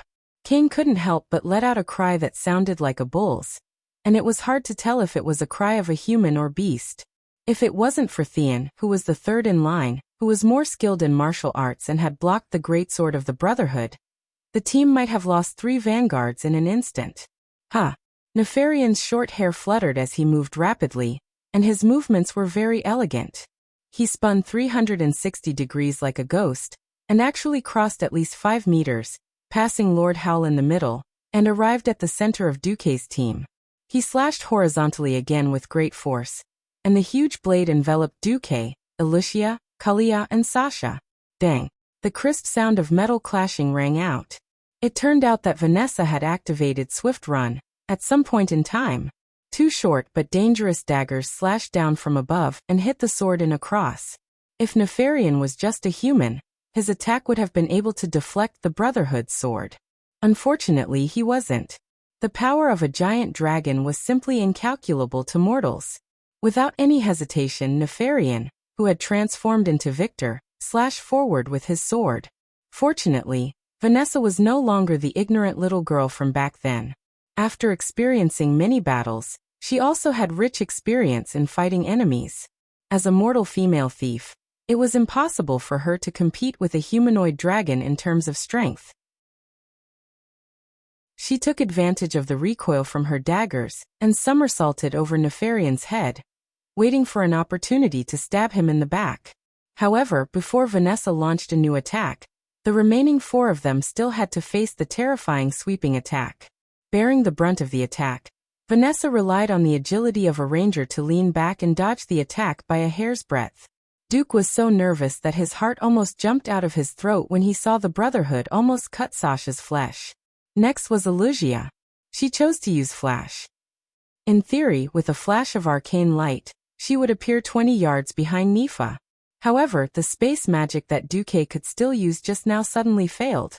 A surge of shadowy energy that was as vast as the ocean easily disrupted the other elemental channels in the surroundings. Nefarian was bathed in flames. That was the radiance of the shadow flames. His dark power was forcefully eliminating all the power that did not belong to the shadow flames. Alicia's flash was ineffective. Time seemed to have frozen. Duque had to make a choice. With his strength, this concentration of shadow power was not enough to prevent him from using Flash. If he wanted to act cool, he could even switch to a shadow priest and turn his entire body into a ball of shadow energy, using Dissipate to avoid the fatal blow.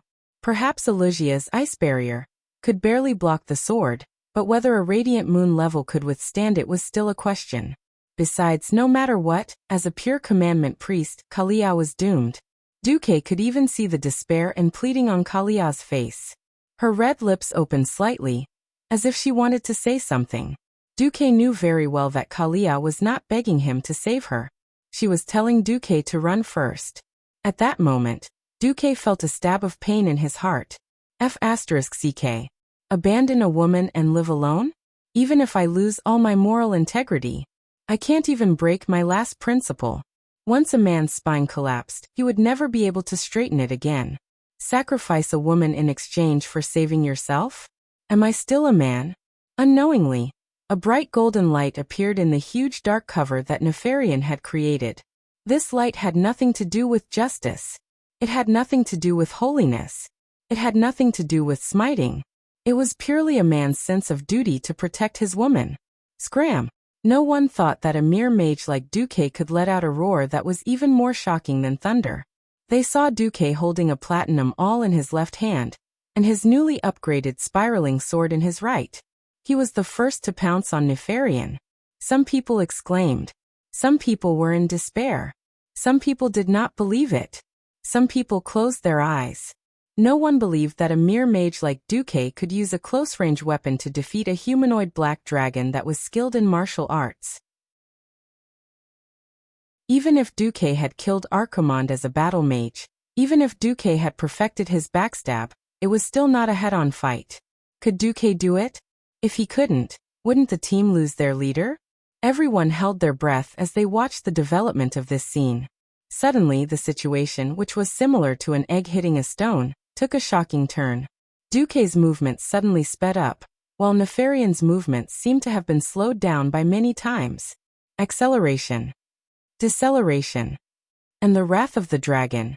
That Duque had not taken out yet.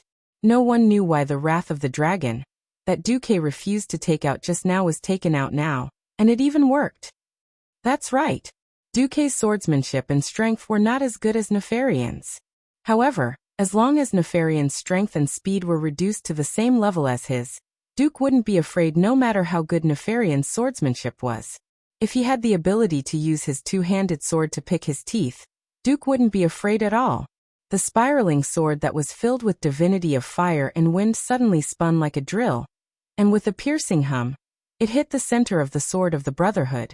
The strong rotation actually caused the Brotherhood's sword to fly out. Chapter 12-14. It would have been fine if Nefarian had only been sent flying, but Duque had taken advantage of the moment when the sword bounced back to slash at Nefarian's chin. If it weren't for the fact that Nefa was rather agile, and managed to dodge the sword's momentum by leaning back, Nefarian's head would probably have been split in half. At this moment, disbelief was written all over everyone's face. Magni covered his wound, and his eyes were as wide as bells. Grom turned around and grinned widely. Gavinrad, who had rushed over, slashed with his sword, but Nefarian dodged it with a quick retreat. The Black Dragon King's dodging was too big. It was like a sliding step, and he slid back more than 10 meters while maintaining a half-squatting position. Impossible. How did you know? Nefarian looked as if he had seen a ghost, even though his chin was so badly mangled that he looked like a ghost himself. Phew. I knew it.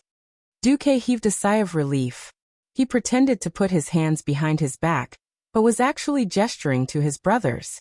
Theon held his sword in his right hand, and covered Magni's wound with his left. He kept casting holy light on the Shorty King. Kalia, who was still in shock, started chanting to heal Kane's broken leg. Pure shadow damage and physical damage were better for healing. Old Bull's body trembled, and he pressed his broken leg against his wound. He had seen too many of his brethren lose their ability to fight because of injuries. In times of peace, if there was enough food, they would still have a good ending. However, in times of war or when there was a lack of food, they would have to end their own lives. Kane had no other thoughts. He only hoped that his broken leg could be reattached.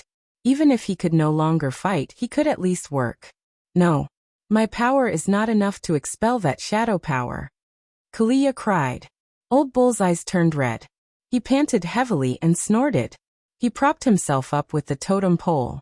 Grom, do you still remember what I told you before we started the battle? Shut up. The battle is not over yet.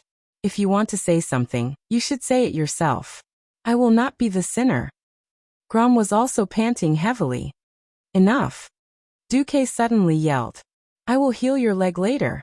With a snap of his fingers, a clear liquid immediately appeared out of thin air, and wrapped around the old cow's broken leg and wound. That wonderful ball of water kept spinning clockwise, but in the blink of an eye, it was completely dyed red. Kalia was shocked. He will lose too much. I know what to do. Duke held the spiral sword in his right hand and the obsidian queen in his left as he walked towards Nefarian, who was in a sorry state.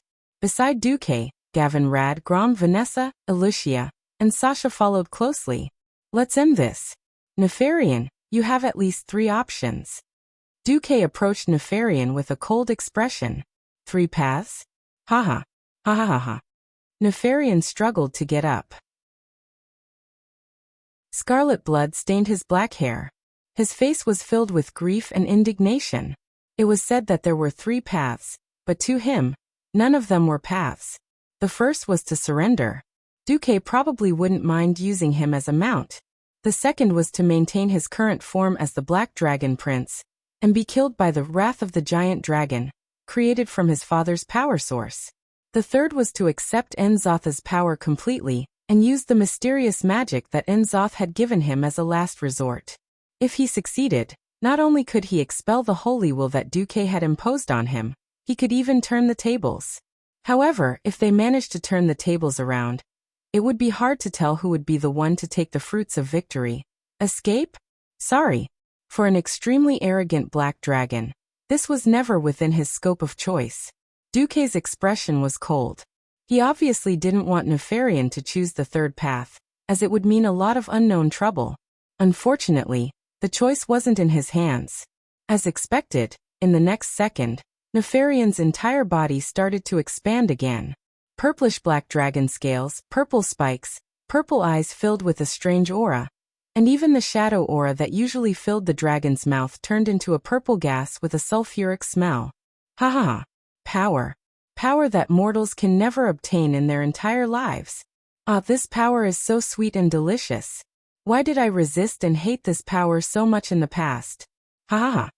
Upon closer inspection, Nefarian's body was at least one size bigger than before.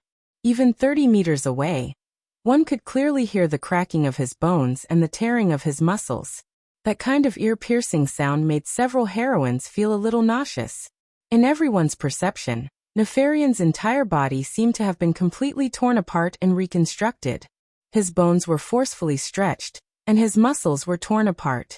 Then, a new unknown substance grew out and forcefully filled in the empty space that was torn apart. A huge and evil power came from the depths of the ground. This power was like the most turbid of torrents, and it easily destroyed the blood hall that Nefarian had painstakingly set up, so that the larger Nefarian could have a wider space to stretch his huge body. The current Nefarian was probably more than 80 meters long, right? With a wingspan of nearly 100 meters. It made people feel like he was an absolute fortress in the sky. The moonlight shone on his huge body, giving off a demonic glow. Nefarian flapped his wings in the air and laughed maniacally. Ha ha ha ha. Are you afraid? Are you desperate? Insignificant mortals. Tremble under my power.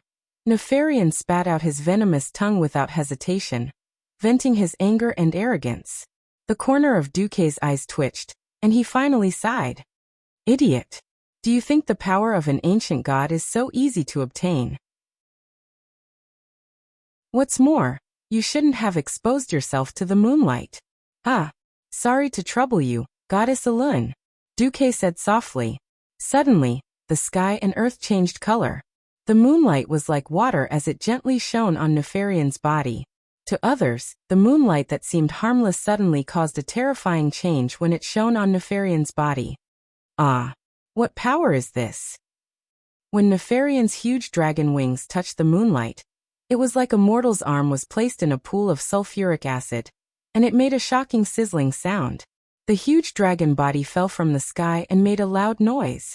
Then he rolled on the balcony of the highest floor of the Blackrock Tower in agony.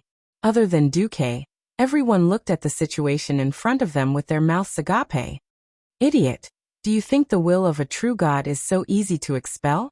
When I injected the will of a goddess into your body, your coordinates were already exposed to Elun's vision. Chapter 12:15. Suddenly, Sasha reminded them, look at the moon. Although most of the people's attention was still on Nefarian, everyone subconsciously glanced at the sky from the corner of their eyes. Then their eyes widened. The lonely moon in the sky was trembling slightly, and the stars in the sky were falling at a high speed. At that moment, the entire world of Azeroth seemed to resonate with this spectacle and trembled slightly. The thin clouds instantly dispersed, making way for these visitors from the sky. It was as if doomsday had arrived. Although Duque had seen this scene many times, he still could not suppress the shock in his heart every time he saw it. This was the power of a true god. But it was still a loss. For the sake of this starfall, King sacrificed a lot of my moral integrity, as Duque complained. He looked at the meteors falling from the sky like a spectator. These meteors were gathered into a straight line in an exaggerated manner, and were accurately guided. They drew a sharp line of fire in the sky at high speed, and in the end, all of the lines of fire ended up on Nefarian's body. The overly inflated body weakened the Black Dragon King's agility. He tried his best to twist his body, but because he could not adapt to his new body, it led to the most despairing result. Every meteor landed accurately on Nefarian's back. The first two were blocked by the evil magic that erupted from his body, but from the third one onwards, he could only block it with his flesh and blood. Bam! Bam! Bam! Like the beating of a drum, or like an earthquake, the huge impact hit Nefarian's huge body. The terrifying impact even traveled along the ground to the feet of Duque and the others. The obsidian tiles that had just been ravaged by the supersized monster Chromagus without a single crack were now almost cracking inch by inch. The entire ground was like a tsunami, moving up and down along with the huge tremors. Other than the especially nimble Vanessa and Sasha, no one else could stand firm in this kind of tremor. Seeing the terrifying meteor fragments flying in all directions, the only one who still had the energy to attack was Sasha. However, even after 11 meteorites fell, Nefarian was still alive. He stubbornly raised his head and stared at the sky. If the murderous glint in his eyes could be turned into a weapon that could cross the void, he would definitely destroy Elun first. Not enough. Duque's face was ashen. He would definitely be heavily injured, but there was always a chance. If Nefarian really managed to survive and become a complete Nefarian's apocalypse, things would get out of hand. Although the moon goddess Elun was a goddess of the righteous faction, and had a large number of believers, she should be the same as the Dragon King of Dreams, Isra. There was some kind of restriction that prevented her from displaying her full power in the mortal world. Duque had shamelessly slapped Tyrant many times before Tyrant had the cheek to beg Elun for a one-time divine spell. Duque was not Elun's chosen one. There was too much evil in the world, and Elun could not give him any more support. That was already the limit. Then the deciding factor would be the last falling star. At this moment, Nefarian no longer had time to care about Duque. All of his attention was focused on how to deal with the last and strongest meteor fall. At this moment, attacks that could make him feel threatened came one after another. The raging flames of the fire demon's hammer, the peerless wind and thunder of the sword of lightning, the bright holy light of the Ashbringer. The three powers combined into one and blasted into his right rib, causing him to let out a miserable cry. This was not the final attack. The most important thing was that the person who had appeared at the bottom of his throat had appeared. Duque held a dazzling dual divinity artifact sword in his hand, and suddenly pierced his throat. No, every drop of magic power in all of Duque's magic circuits was on the line. He did not hold back in this attack, and it produced a destructive force that was enough to kill. Nefarian instinctively wanted to avoid this attack. Even with his evolved purple scales, it was impossible for him to block Duque's attack. However, when his neck was 3 meters back, he was horrified to discover another problem. If he maintained this speed and range, it would be equivalent to sending his head up to be hit by the last falling star. What a joke. What was the difference between this and putting his neck into the guillotine? He didn't even dare to let out his most instinctive dragon roar. Nefarian tried his best to tilt his neck to the left. Time seemed to have slowed down. Duque could even see the fear and smugness in Nefarian's eyes, because if Nefarian tilted his neck by 2 more degrees, he would be able to escape. That was if Nefarian could do it. The dragon's neck that was tilting back at high speed was suddenly stuck by something. It was a magic staff. It was stuck in the angle between the dragon's neck and back like a support. If it was an ordinary epic equipment, Nefarian's terrifying brute force would probably be able to crush it easily. Only it was a demi-artifact, the staff Obsidian Queen, that Duque had just drained of all its mana. If Duque had a choice, he would definitely not waste it, and use a demigod staff as a support. Unfortunately, the quality of the other staffs he had was not up to standard. Who knew if an epic staff of the level of Mount Hyjal would have the hardness and toughness to withstand the attack of a level 85 boss like Nefarian's Apocalypse? He could only give it away. A mage's hand secretly stuck the falling star on Nefarian's spine. This little trick made Nefarian's movements slow down for 1/10 of a second. Just 1/10 of a second. but it was exquisite to the extreme.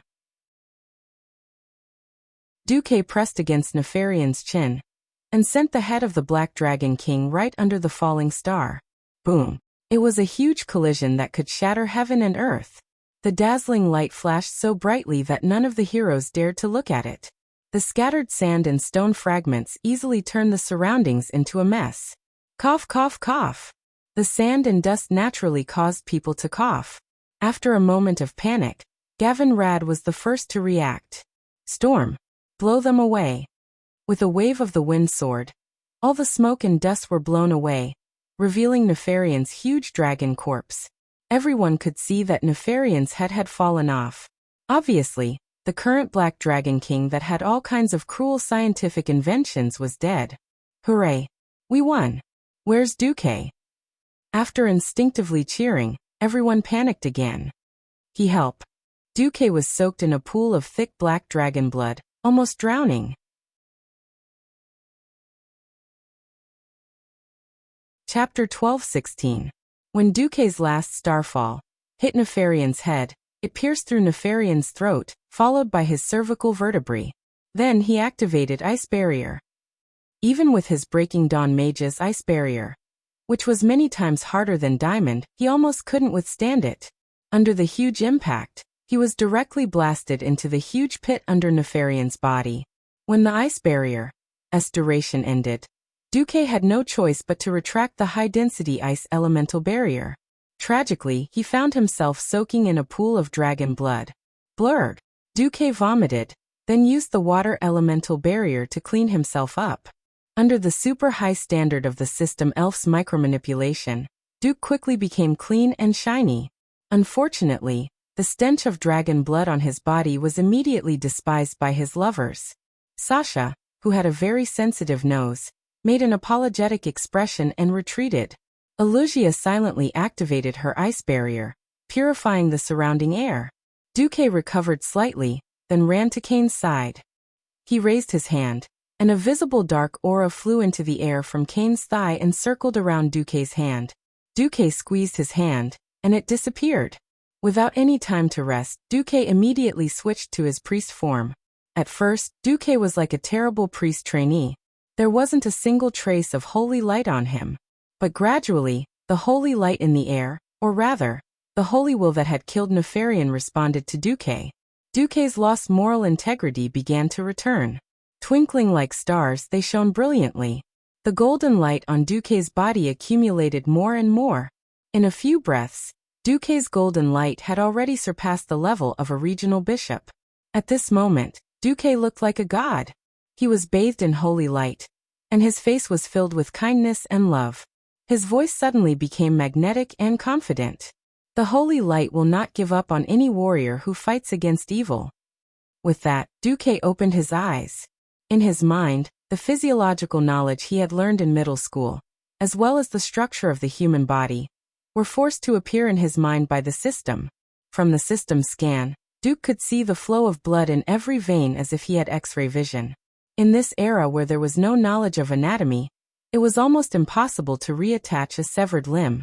Even the most powerful priest could only make the severely injured person place his or her leg against the severed limb to promote the proliferation of cells and speed up the regeneration of the flesh and blood.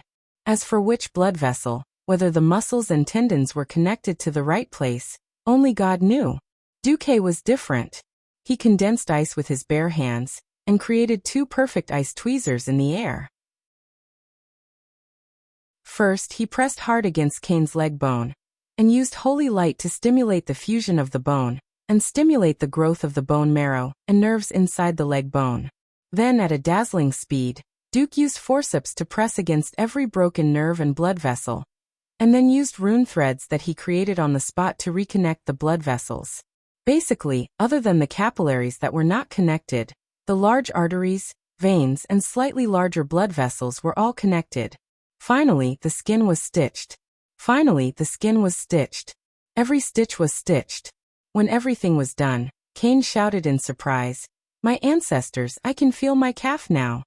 Everyone was shocked to see that Kane's toes were starting to move. "Don't move," Duque shouted. Kane instantly froze like an obedient child. Am I not healed? Under the omnipotent holy light's treatment.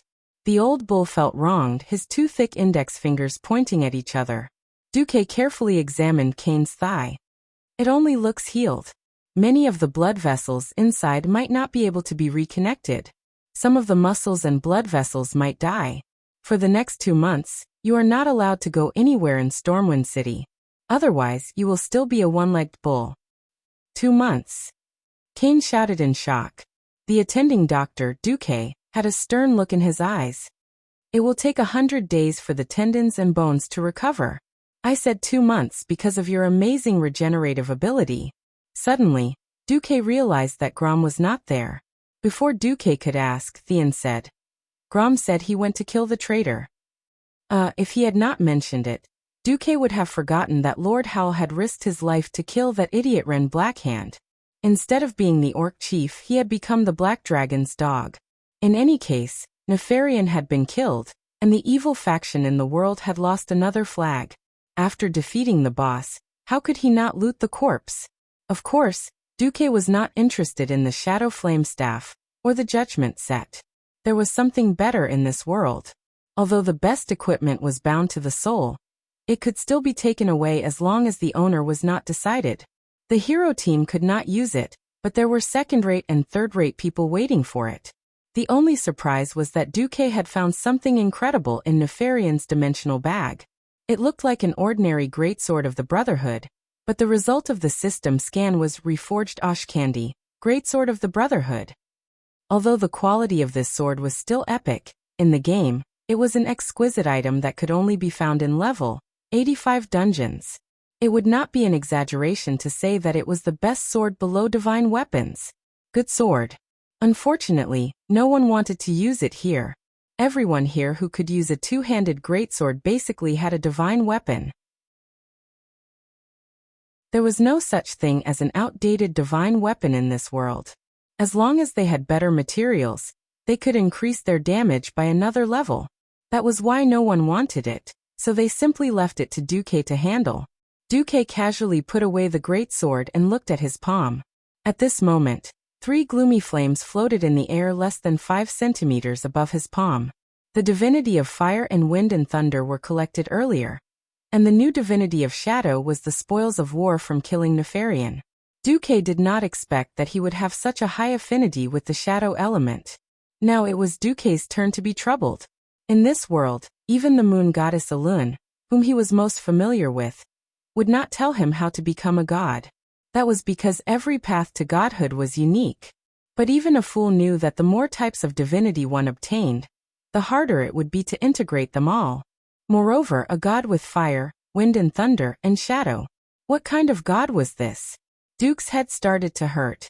Just as Duque was thinking, Grom, who was covered in blood, returned. The blood-stained Bloodhowl hung behind Lord Howl. Even though he was a little old, even though his hair was a little white, even though one of his hands was broken, Lord Howl was still Lord Howl. The hideous head in his remaining right hand said it all.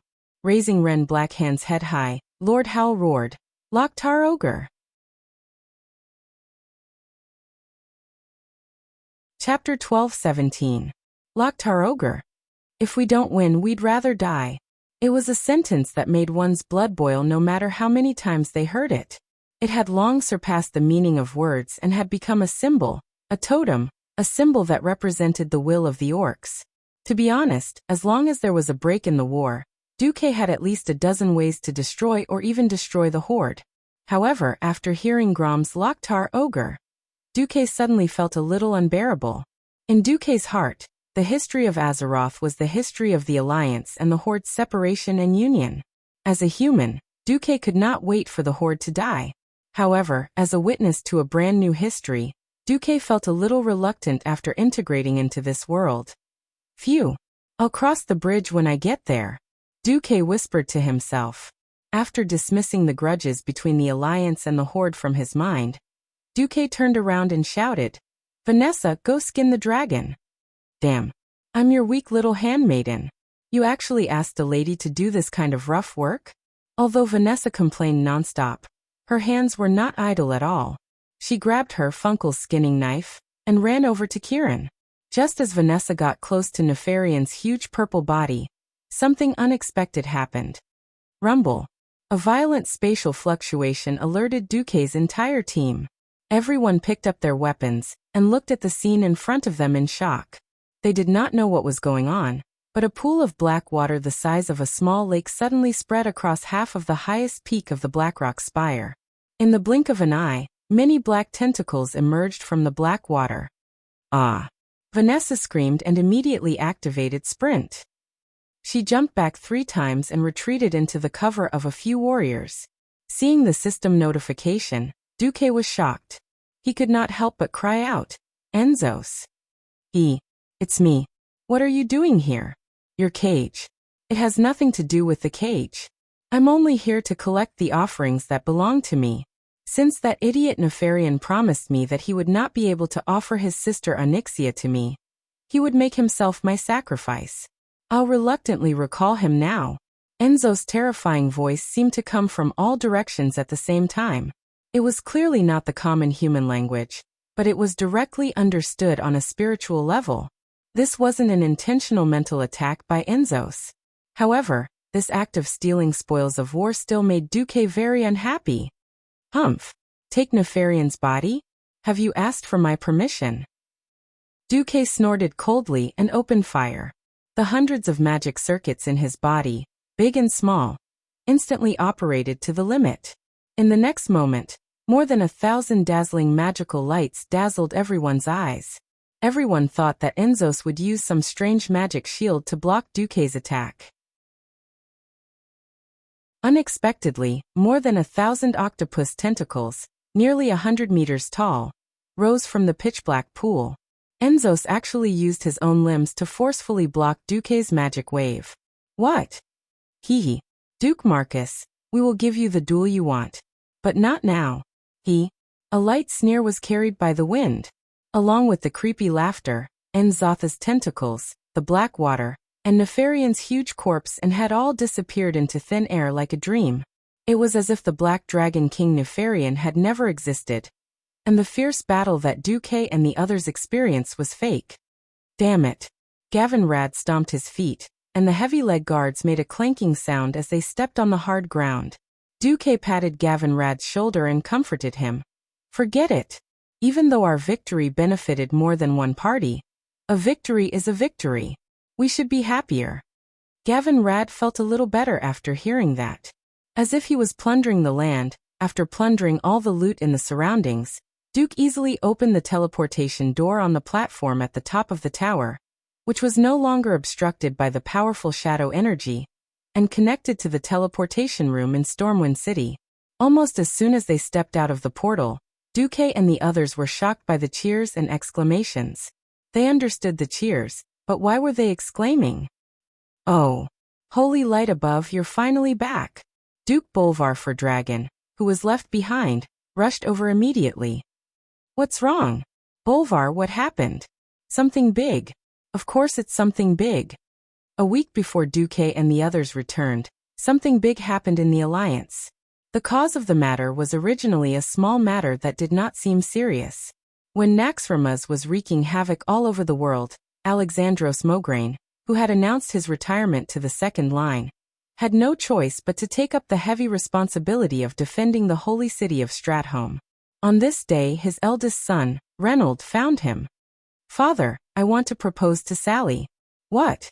Alexandros was shocked when he heard this. The next moment, a wave of anger filled old Mograine's face. "You unfilial son. Say that again if you dare?" Reynolds was shaken, but his desire for love drove him to his head, and he roared recklessly, "I like Sally. What's wrong with that? We've been together since we were young, and I love her. I want to make her my wife." What answered Reynold was an angry punch from his old father. The fist, which was filled with holy light, sent Renaud spinning in the air before he fell to the ground in a sorry state, knocking over a pile of tables and chairs. "You bastard! Sally Whitemane was entrusted to me by my comrade before he died. She's my stepdaughter. In Lord Aaron's household register, her name is in my children's column. If she wants, she can even inherit my surname, Mograine." Alessandro gave his eldest son a hard kick. She's your sister. Legally. On the basis of justice. You actually want to defile her? You're raping her. Are you crazy or what? Faced with his father's roar, Reynolds argued. I'm not related to Sally by blood. Shut up. You've learned the way of the holy light for so many years. What did you learn? Alexandros was furious. No. This has nothing to do with the holy light. I love her. Father, let me ask you, if she wasn't your daughter, would you allow me to marry her? Reynolds roared. Old Mograine paused for a full 3 seconds. His livid face finally squeezed out 3 words. You. No. You deserve it. Chapter 12:18. You're not worthy. These 3 words were like a bolt from the blue. It fiercely struck Reynolds's head, shattering his spirit, dignity, and pride, leaving not a single shred of it behind. He was a very competitive person. As the son of the famous Ashbringer, his noble birth did not make him lose his desire to fight. He always wanted to be a hero like his father, but as the son of the Ashbringer, he was always shrouded in his father's light. His competitive nature did not want to rely on his father's protection.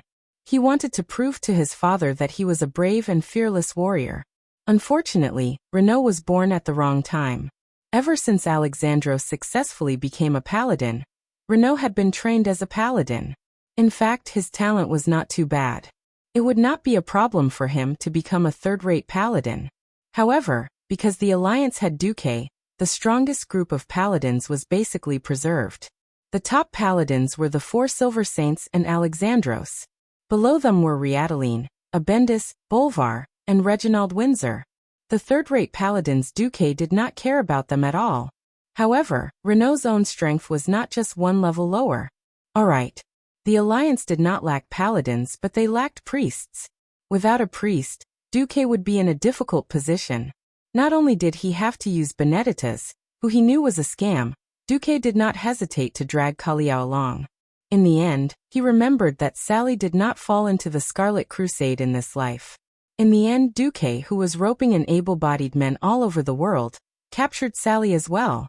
As a result, after the Molten Core expedition, Sally Whitemane, who was Renaud's childhood friend, suddenly became the new heroine of the Alliance.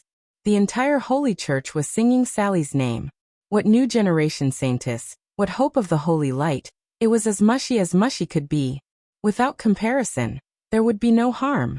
The adopted daughter that he brought back became a hero, while his own son looked like a mediocre paladin.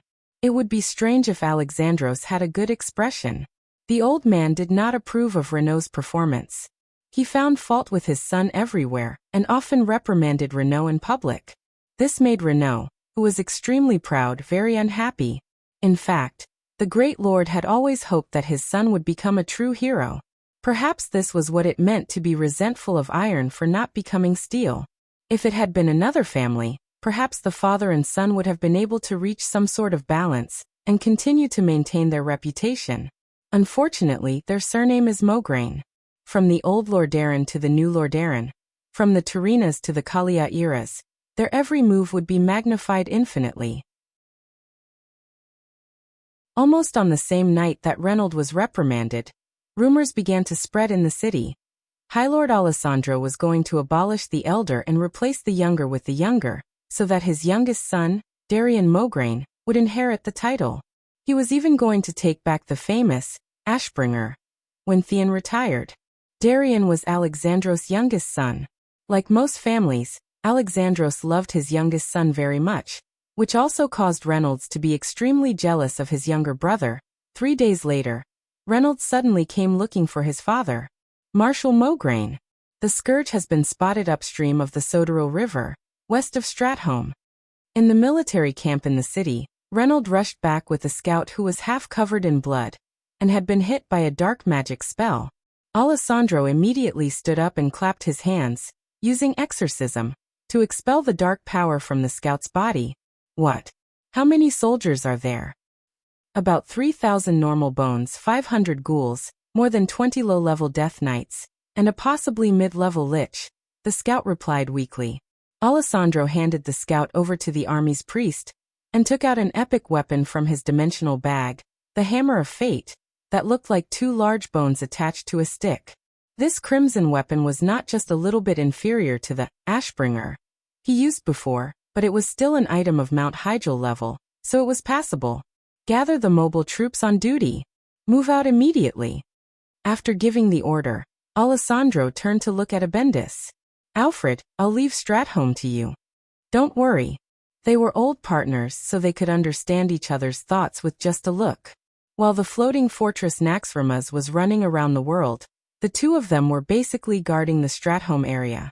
Abendis, who was better at defense, was in charge of guarding the city, while old Mograine, who was stronger in attack, was in charge of cleaning up the remnants of the Scourge.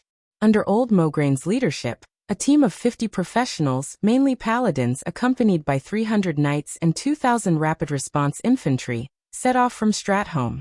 The so-called rapid response infantry was, to put it bluntly, infantry who could barely ride horses. Their skills were not enough for them to fight on war horses, so they purely used horses as a means of rapid movement. When they got close to the battlefield, they would dismount and fight in traditional infantry phalanxes. Originally, when Duque set up this unit, he wanted to call it the Dragon Cavalry according to the customs on Earth. However, he was strongly criticized by a certain queen from the Sleeping Dragon Temple. How dare they call themselves Dragon Cavalry without riding dragons? In the end, they changed it to the Rapid Response Infantry. In flat areas, the Alliance had basically deployed tanks, but in areas with complex terrain, where gnome helicopters had not yet been popularized, the traditional Griffin Knights and cavalry were still the most useful. The Scourge was the most troublesome thing. Once it appeared, it would spread like the plague if it was not put out immediately. If they did not leave it alone for 3 days, the Scourge could turn all living people within a radius of hundreds of kilometers into zombies. Ordinary local armies had no way of dealing with the remnants of the Scourge. The only thing they could do now was to improve the warning system as much as possible, and then use the elites to wipe them out. Under the reconnaissance and guidance of the Griffin Knights, old Mograine and his team quickly arrived at the scene. What made them angry was that the Scourge was planning to pour pots of unknown green substances into the river. Needless to say, it was most likely a deadly poison. This made old Mograine furious. The Soterer River was not only the dividing line between the East and West Plaguelands, but also a very important lifeline for the entire Lordaeron kingdom. The water that flowed from its source ran from north to south across the entire Lordaeron kingdom, and its tributaries watered 70% of the kingdom's farmland. Not only that, but in the middle of the river was a very important inland freshwater lake, Lake Daramir. Not long ago, Duque had reached an agreement with the Hydrothean water elemental. The water elemental had sent experts to purify Lake Daramir and turn it into Lordaeron's most important freshwater fish farm. Chapter 12:19. To the south of the river, the water would flow through the most fertile Hillsbrad Hills in the entire Lordaeron continent, irrigate places like Terran Mill, and finally flow into the sea at the edge of Southsea City. It was no exaggeration to say that the Soterer River was the lifeline of half of the Lordaeron continent. What the Calamity Army was doing now was forcing millions of people to their deaths. Attack! Raising the Hammer of Fate. High up, the entire rapid response force looked down from the sky and turned into a huge arrow that charged toward the Calamity Army by the river. The charge of thousands of warhorses created the momentum of an army of thousands. The earth was shaking, and the sky was shaking. Kill these bones. The soldiers' blood was boiling. Following the famous hero Ashbringer Mograine, to charge was the battle they pursued. Even if they were led by the nose by the Calamity Army, they still chased after each battle without hesitation. Because every battle against the undead was given honor. This was a battle of honor to protect their families and the beautiful creatures of this world. Due to the limitations of their talents, they would never have the chance to step into the realm of heroes and participate in the epic battles that were praised by bards for thousands of years. They were only mortals. However, even if they bled to the last drop of their blood, they would never regret it. This was because the great commander of the Alliance, Duke Marcus, once said, "Those who use their lives and souls to protect their beliefs and hopes are already heroes." Your heroic deeds will always be worthy of respect. This sentence inspired them every day, every moment, every minute, and every second. Mortals could also use their powers to protect this world. Charge! Alexandros led Renault and the paladins, and took the lead in breaking through the enemy's formation. On the two flanks behind them, the Alliance's lieutenants had the infantrymen slow down and dismount 200 yards away from the enemy. After a short jog, a neat battle line that could be measured with a ruler was formed. When the battle began, it was already an invincible battle formation that could sweep away all obstacles in its path. The infantrymen followed closely behind the cavalry and spread out a battle line that was 500 meters long. They used one-handed hammers and other blunt weapons to destroy every undead that blocked their way. Everything was going smoothly until they went deep into the enemy's formation. Suddenly, they realized that almost every inch of land on the shore and the place they had just rushed through was shaking. Countless undead crawled out from the ground. A trap? Alexandros was shocked. If it was just low-level undead creatures like zombies and skeleton soldiers, he wouldn't care if there were hundreds of thousands of them. The important thing was that they were all intermediate undead at the level of bone devils and ghouls. They were also accompanied by a large number of hatred beasts and zombie dogs. This was not an enemy an ordinary soldier with a demon slayer enchanted longsword could deal with. Everyone head south. Old Mograine raised Hammer of Fate and pointed south. Hee. It's a wise judgment, but unfortunately, it's meaningless. Along with a cold laugh, Kel'Thuzad's undying figure wrapped in an evil aura appeared on top of a small hill in the direction they came from. A large number of high-ranking Death Knights and high-ranking liches appeared from all four directions, and the ones leading them were people that Alexandros was familiar with. You. Old Mogaine's voice was choked with emotion. The few people that came into view were all powerhouses that he had high hopes for. They were just a little bit away from stepping into the hero realm. Duchess Blamu, Sir Zeliek, Lord Kurtaz.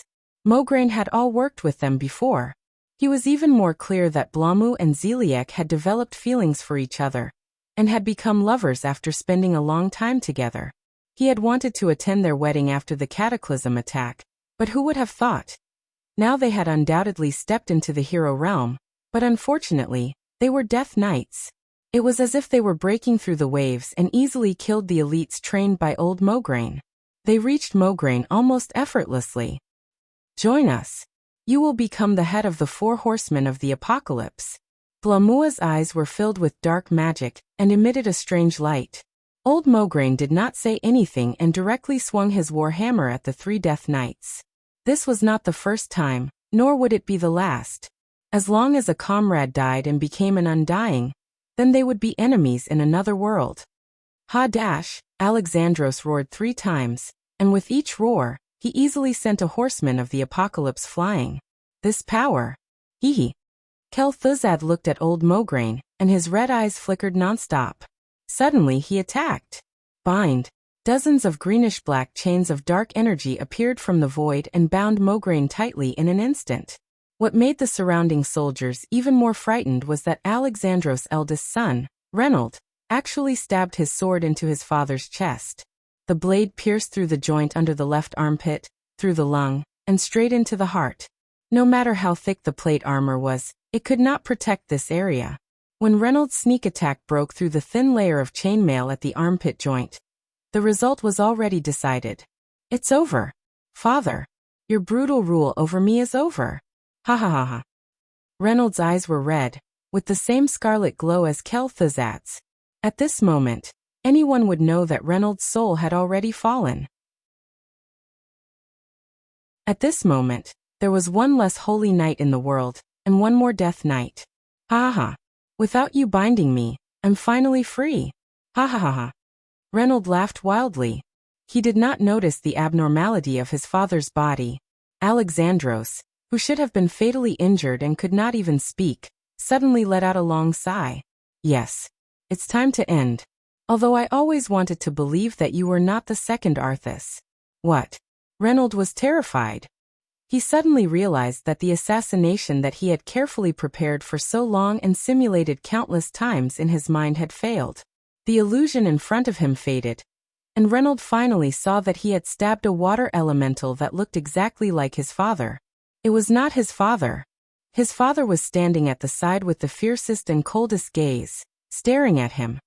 No. Impossible? Reynold cried out in shock.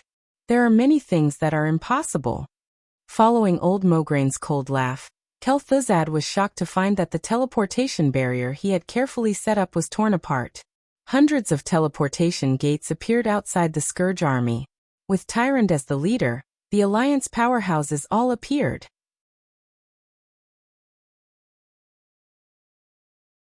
Chapter 12:20. The High Priestess of the Night Elves raised her hand gently, and countless pieces of the stars drew a beautiful arc in the air, falling from the sky and landing on the heads of the undead creatures. Most of the undead creatures would take such an attack head-on. Only a few of the Scourge army's powerhouses could avoid this attack. In the face of Tyrant's attack, the three horsemen of the apocalypse had no choice but to roll miserably with their skeletal warhorses and fall from the hillside. Only then did they manage to roll out of the range of the meteor fragments. Rumble. There were loud noises as the meteors exploded where the undead creatures were gathered. The scorching air current swept across the battlefield. After a large number of bones were smashed into pieces, even the dregs were sent flying more than 10 meters away by the successive shockwaves.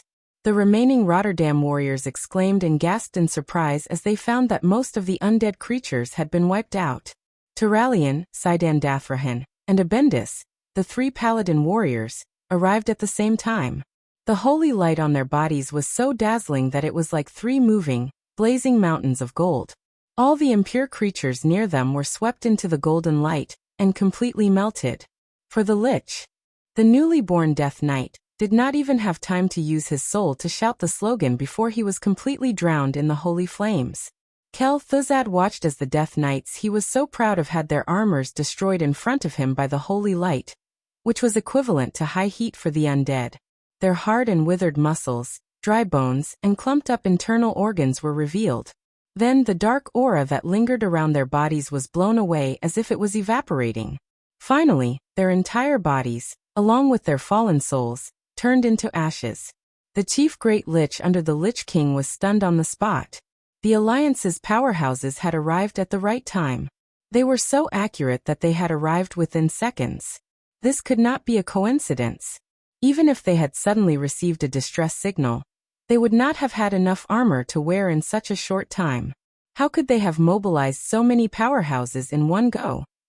It could only be said that the Alliance must have received the news long ago and used Renault's rebellion to prepare a big trap for the Scourge army. If Kel'Thuzad's sweat glands could still function, he would probably be sweating profusely by now. Kel'Thuzad, repent for what you have done to tarnish the Sunwell. Following Sylvanas' angry roar, an arrow emitting dazzling lightning seemed to shoot from the distant sky, easily hitting Kel'Thuzad's magic shield. The whole space around the Grand Lich seemed to tremble slightly, and countless dark lines spread out from the point of contact between the magic shield and the tip of the arrow, intertwining with the lightning triggered by the power of thunder in a dazzling flash. The two forces intertwined and formed a huge net. In the next instant, more golden lights collided with the net. It was a long-range attack from the artifact Quel'Zarim. At that moment, the golden holy light and the purple lightning finally suppressed the dark and icy aura. The three powers formed a sharp whistle, followed by a huge explosion. The explosion shone with a blinding light, but that was it. Everyone was surprised to see this scene. Kel'Thuzad actually stopped under the intense impact and light of the explosion. No. Every expert from the Alliance wanted to shout out the word impossible, but the air seemed to have become as sticky as glue. What now? The warriors who came with old Mograine were the most confused about the situation. They thought it was an ordinary extermination of the remnants of the Scourge army, but it turned into a decisive battle with the main force of the Scourge army. They saw that Alexandros had the upper hand, but suddenly the son of the Ashbringer betrayed them, and stabbed his father's vital point. It felt like a repeat of the tragedy of Arthas killing his father. They thought that it was going to be a tragedy this time, but who knew that the experts of the Alliance would arrive and turn the situation around again? Who knew that when the Alliance saw that they had the upper hand, it was as if time had stopped? What was it this time? To the surprise of all the living, the Scourge army also heard cries of surprise. They saw the faces of the Death Knights with bewildered expressions. An evil will from the faraway stars, from the darkest void of the universe, had descended. When the projection of the huge will descended on this battlefield, the space shook. The length and width of the battlefield were at least 3,000 meters, and it could collapse at any time because it could not withstand the huge pressure. In their field of vision, the entire shoreline of the wide and turbulent Sodero River was twisted like a fried dough twist. The sand and stones on the ground floated into the air, as if they were defying gravity. The wide battlefield had become the most incredible and strange space. The rapid river slammed against the riverbank, and there should have been a loud sound like a huge wave hitting a reef, but no one could hear any sound. The only sound that everyone heard was a strange sound. If one had to describe what this sound sounded like, it could only be said that it sounded like a monster with a big mouth chewing a large amount of glass shards in its mouth. The will that stood at the pinnacle of evil had an extremely strong pressure that spread in all directions. It made the low-level undead creatures fall to the ground and tremble, not daring to move an inch. The middle and high-level undead creatures lowered their heads, and did not dare to look directly at the projection. The faces of the mortal soldiers were all pale, and their foreheads were dripping with cold sweat. Their eyes had turned dark because of extreme fear, and they could not see anything. Their hearts were like a lonely boat drawn into a terrifying whirlpool that could capsize at any time and drown in the endless tide of death. The one that appeared was one of the 3 heads of the Burning Legion, Kil'jaeden. The huge red demon leader laughed sinisterly. Yo! The ants that dare to defy the will of the Legion, and the despicable traitors that dare to betray me, it's time to settle accounts. Ha ha ha ha. Accompanied by the demon's wanton laughter, everyone on the battlefield was horrified to find that the space was distorting further. Kil'jaeden seemed to want to tear the entire battlefield into pieces, or throw it out of the world of Azeroth. Get closer to me, Ronan shouted. Spatial magic was not Ronan's specialty. As a genius in the arcane system, Ronan also had good attainments in spatial magic.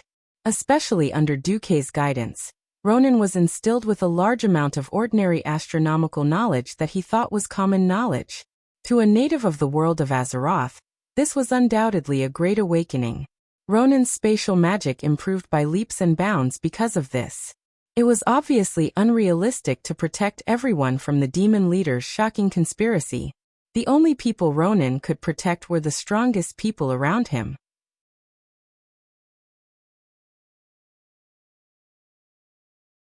Chapter 12:21. Quite a few powerhouses closed in on Ronan, but 2 of them were too far away to bother. This was because Sylvanas and Tyrande were already in front of Kel'Thuzad. For Kuel Salas, Sylvanas angrily attacked Kel'Thuzad. She would never be able to forgive him. Even if Kel'Thuzad didn't personally harm her people, she would still be able to do so. However, it was to resurrect this bastard that Arthas slaughtered a city, burned Eversong Forest, destroyed Silverymoon City, and destroyed the Sunwell. Fool. Even in this state, he still wanted to destroy his enemy first? Kel'Thuzad's skeletal eyes flashed with red light. Even though the surrounding space was almost stagnant, and he was in the center of the time stop, the frost-like white spell runes still flashed above Kel'Thuzad's white finger bones one after another. He stretched out his hand and pointed at the void, instantly freeing himself. Kil'jaeden, if you were in Azeroth right now you might really succeed. The Lich grinned, his white lower jaw seeming to make a mocking expression. The Great Lich's huge finger bones pointed, and the white runes burned like flames. It burned fiercely, forming an illusory ice scepter. This scepter was like a battering ram, and with a wave of Kel'Thuzad's arms, it slammed into the void heavily. It was clearly a scepter, but it was full of violent aesthetics. The impact it produced was so strong that the void in front of everyone slightly paused. Void Recall. This evil spell could instantly destroy the spatial shackles of the same level, or even higher than the caster, teleporting the caster to a previously designated location. However, like all other emergency escape spells, the backlash was equally shocking. Even with Kel'Thuzad's strength as a Breaking Dawn Great Lich, he would inevitably be greatly injured after returning. On the other side, Tyrande glanced at Ronan in the distance, who had already used a purple arcane shield to cover several people. She knew that there was no time to lose. Suddenly, she was wrapped in a milky white light, and her whole body shot out like an arrow. She grabbed Sylvanas and slammed into the light produced by Kel'Thuzad's teleportation. Kel'Thuzad suddenly felt a strong sense of fear towards these two mortals.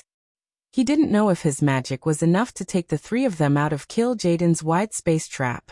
But in the next moment, he immediately discovered that Tyrande was only using the power of the moon goddess to bind him. She did not interfere with his magic. Ha ha ha. You will regret this. Kel'Thuzad's laughter echoed in the void.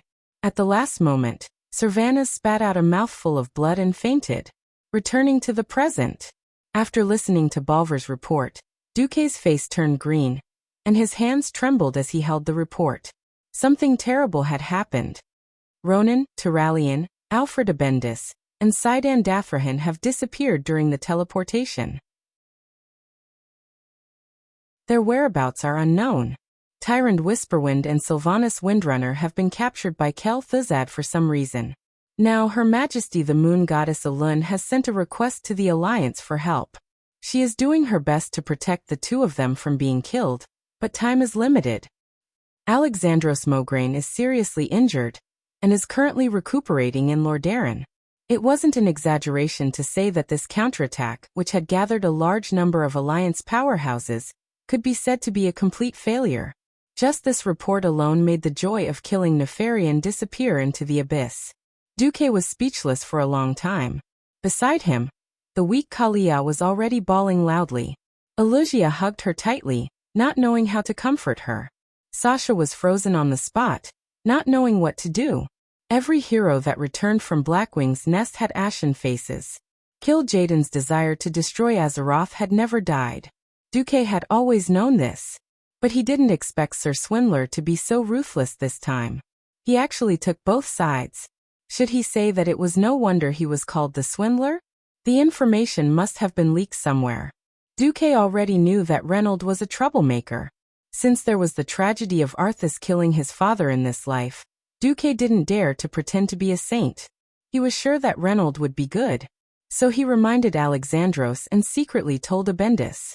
He even arranged for a possible counterattack in advance. But he didn't expect it to be used, and it almost hit Kel'Thuzad in the face. The only thing he didn't expect was that the mantis stalks the cicada, unaware of the oriole behind. As expected, neither the cunning Kil'jaeden nor the sinister ancient god were easy to deal with. Magni came up and patted Duque's shoulder. Duque, I don't dare to say that I can understand how you feel when your lover is snatched away. But I have to remind you that you are now the commander of the Alliance. You have to make a decision as soon as possible. Tell every warrior in the Alliance what to do. Varian and the others are being held back by the hacker greenskins. If we still have to go on an expedition, we can only rely on the few of us. Duque looked around. Although every hero's eyes were still full of spirit, Duque knew that their mental and physical strength had reached their limits. Magni, Grom and Kain were all injured. Kil'jaeden's trap had caused the Alliance to temporarily lose 7 of their main heroes. Aurelia, Varian and the others were being held back by the trolls. In addition to the Silithus's Zerg riot, they couldn't count on the Horde either. Whether it was the Alliance or the Horde, they couldn't hope to form a decent hero group in a short period of time. However, without a hero group, entering Naxxramas or on Karaj would be suicide. Everyone stared at him, hoping that he would come up with a solution. They also didn't want to give Duque too much pressure. They didn't have a choice. This was because under the trickster Kil'jaeden's plot, the evil forces hidden around the world had already begun their attack. If they didn't do anything, Azeroth would be destroyed before the Burning Legion's main force arrived. At this moment, Duque finally felt the weight on his shoulders. He took a deep breath and exhaled the turbid air from his lungs. Duque raised his head slightly. His clear voice echoed in the entire Stormwind Council Hall. I have to admit that our enemies are very strong. They are strong, terrifying, sinister, far-sighted and numerous. However, this isn't a reason for us to give in and retreat. Since Kil'jaeden has the ability to gather so many evil forces together, Shouldn't we eliminate them all at once? At once? Eliminate them all? Everyone almost thought that Duque was talking in his sleep. Duque smiled and turned to look at Magni. I announced that Area 51 will be unsealed immediately. It seems that we have to use that thing inside. That thing. Magni's eyes instantly lit up.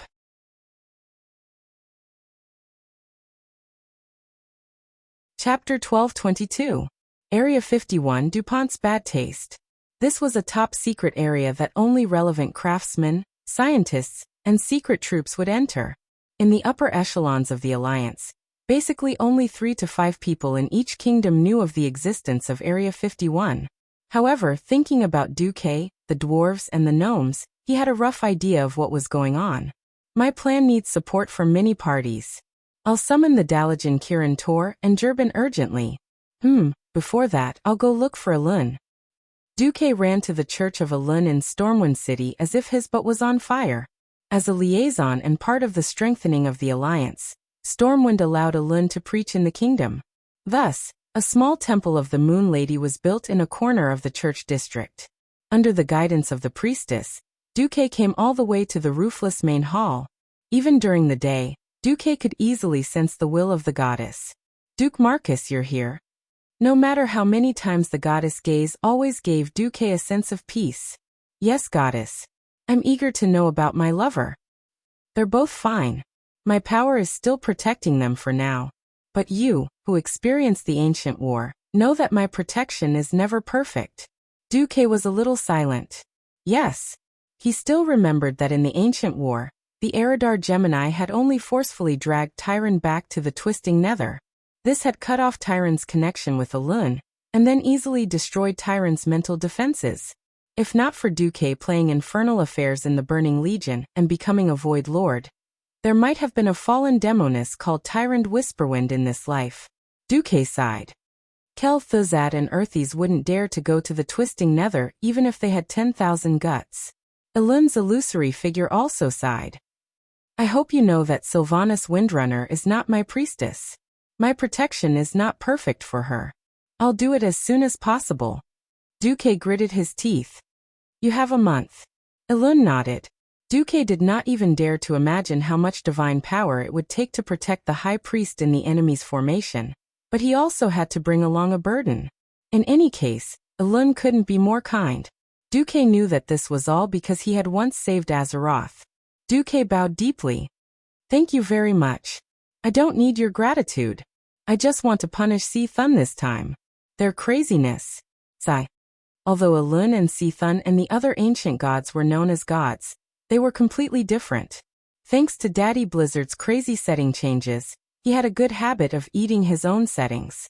Duque, who had arrived a few years earlier, didn't know whether Alun was an ancient deity, an Azeroth astral soul, or a titan.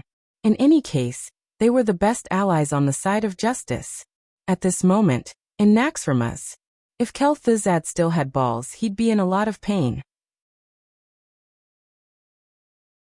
In the core area of Naxxramas, there was now a terrifying specially made prison. 8 liches stared at the pair of beauties cuddling together in the middle of the prison day and night.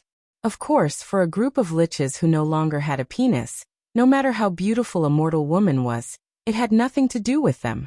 I advise you to give up quickly and join the Great Lich King. You won't last long.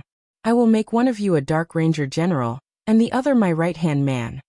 Kel Thuzad persuaded them to surrender. In the center of the Lich's vision, 2 beautiful women were hugging together, their red lips almost touching. If one didn't pay attention, they would really think that the 2 had been dead for a long time. In the eyes of the Undying, it was another scene. The 2's heartbeats were very slow, but their vitality was still strong. Their small noses gently touched each other, and after about a minute, a long and small breath came from one of their nostrils.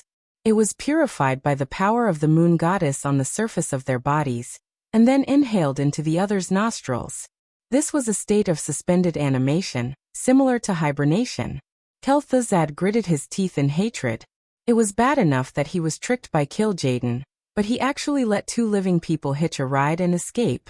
If he could kill the 2 of them and turn them into Undying, it would undoubtedly be a big success for the Scourge army. After all, they were the leaders of two kingdoms, who knew that Alun would not hesitate to use a huge amount of divine power to forcibly transmit her power to protect the two of them. Kel'Thuzad was mad. He used abominations to cut them, and a large number of liches to grind them. He tried almost everything, but he couldn't hurt the two women in the slightest.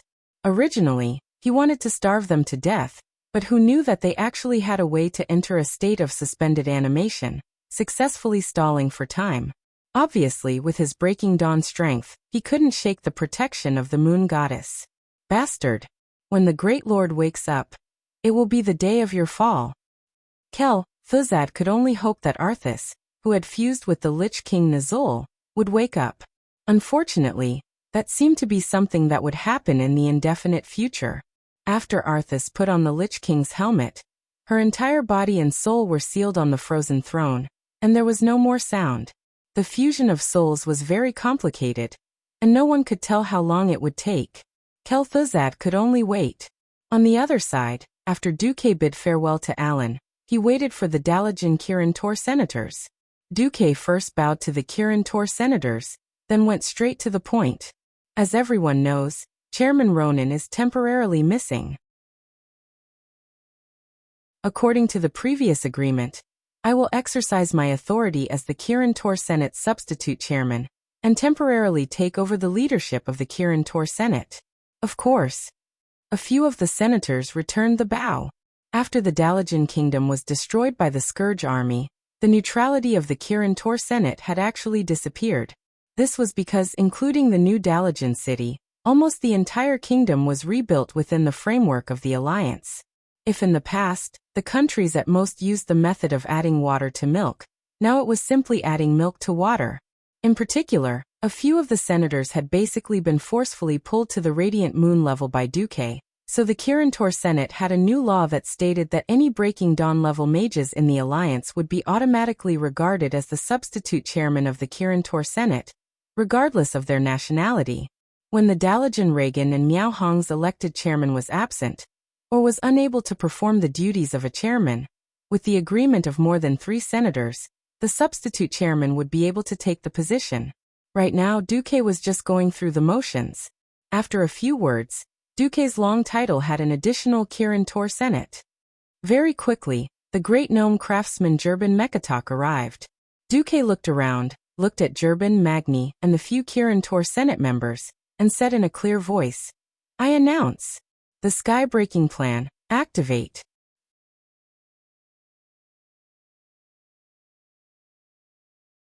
Chapter 1223. Leonard was a low-grade lich. Since he was a human sky wizard when he was alive, his soul was captured by the Lich King after he died, and he naturally became a lich. In the Barren Lands, his undead soldiers were gathering the corpses of a village that had been slaughtered. The quality of orc skeletons and zombies is indeed better than that of humans. It's a pity that orcs don't have the chance to give birth to lich. It was a very ordinary sentence to himself, but in the end he was shocked to find that it took dozens of times longer for his thoughts to be conveyed. Speed reduction. He realized something, but he was powerless to change the situation. He wanted to call for help, but none of the skeletons around him could sense his mental commands. In the next moment, his consciousness completely dissipated. He did not even know that a young wizard in a blue and white robe was standing behind him. Interesting. Very interesting. Duque touched Leonard's skull. The soul ability he learned from the Burning Legion came in handy. When Leonard's memories, as well as the spiritual communication channel and the Lich King's magic imprint, were all transferred to the system elf for categorization, Duque touched his chin.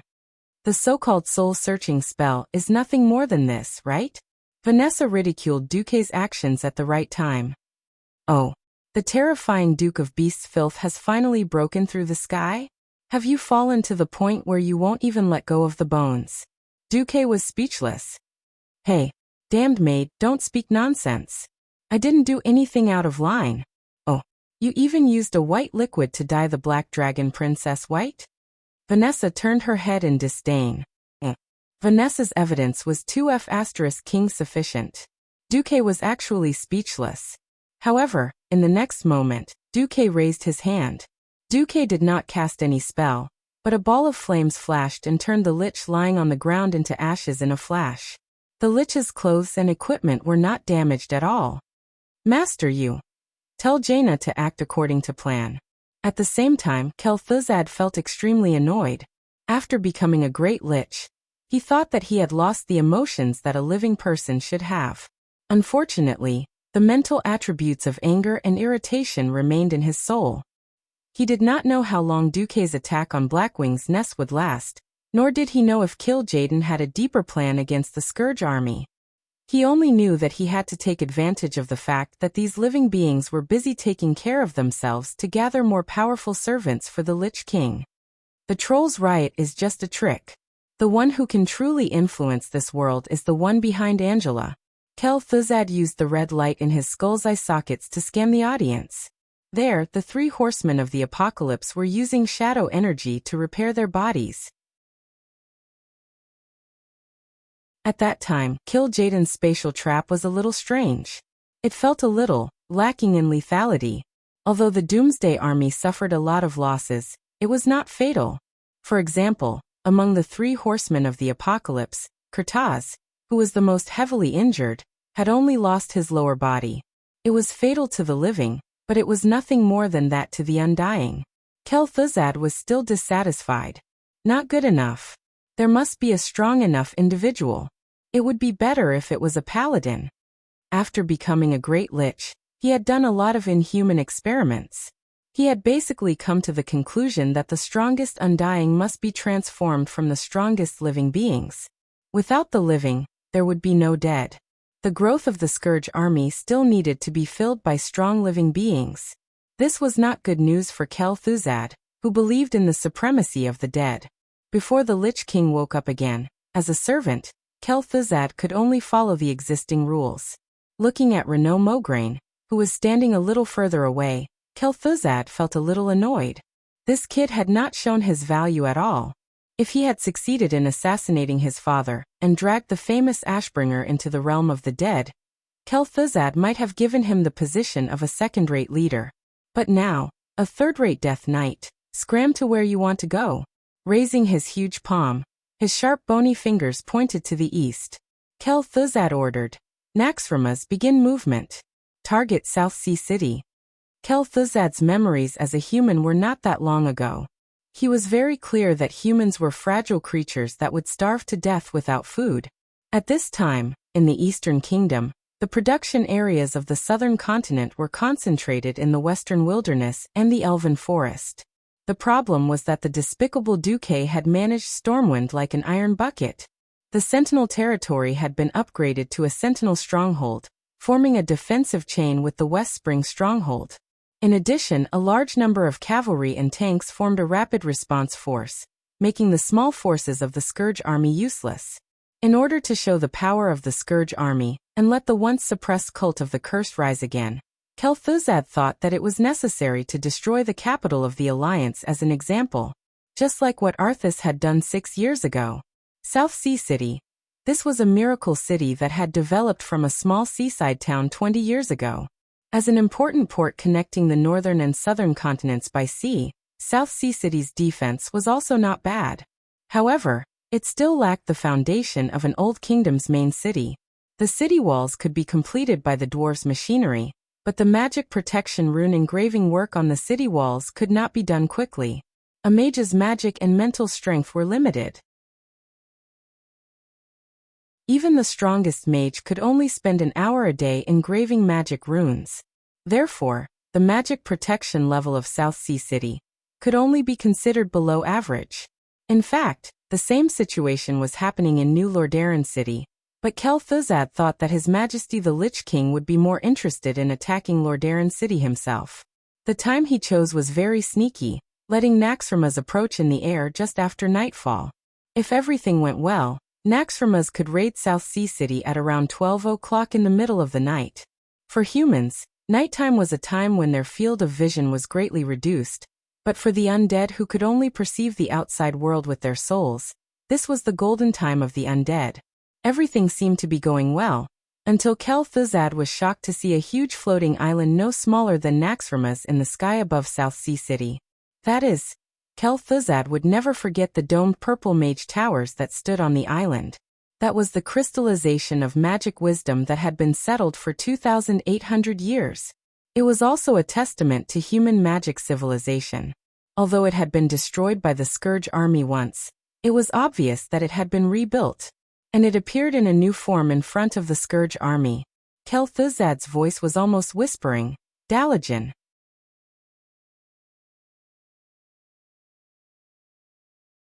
Chapter 1224. Mortals couldn't imagine how a city weighing millions of tons could be lifted into the sky. This wasn't scientific at all. Fine. Discussing science in a magical world was often nonsense. In fact, after Duque accepted Ronan as his disciple, he had discussed with Ronan whether they should find a chance to rebuild the Dalajan and lift the Dalajan into the sky. Who knew that Ronan's reaction would be dumbfounded? Into the sky? How is that possible? We mages can't even fly ourselves. How can we make a city fly into the sky? At that moment, Duque was also dumbfounded. This couldn't be blamed on Duque, because before he traveled to this world, there had never been any official explanation as to what principles were used to make the Dalajan and Naxxramas rise into the sky. Once, Duque had searched for it on Baidu out of frustration.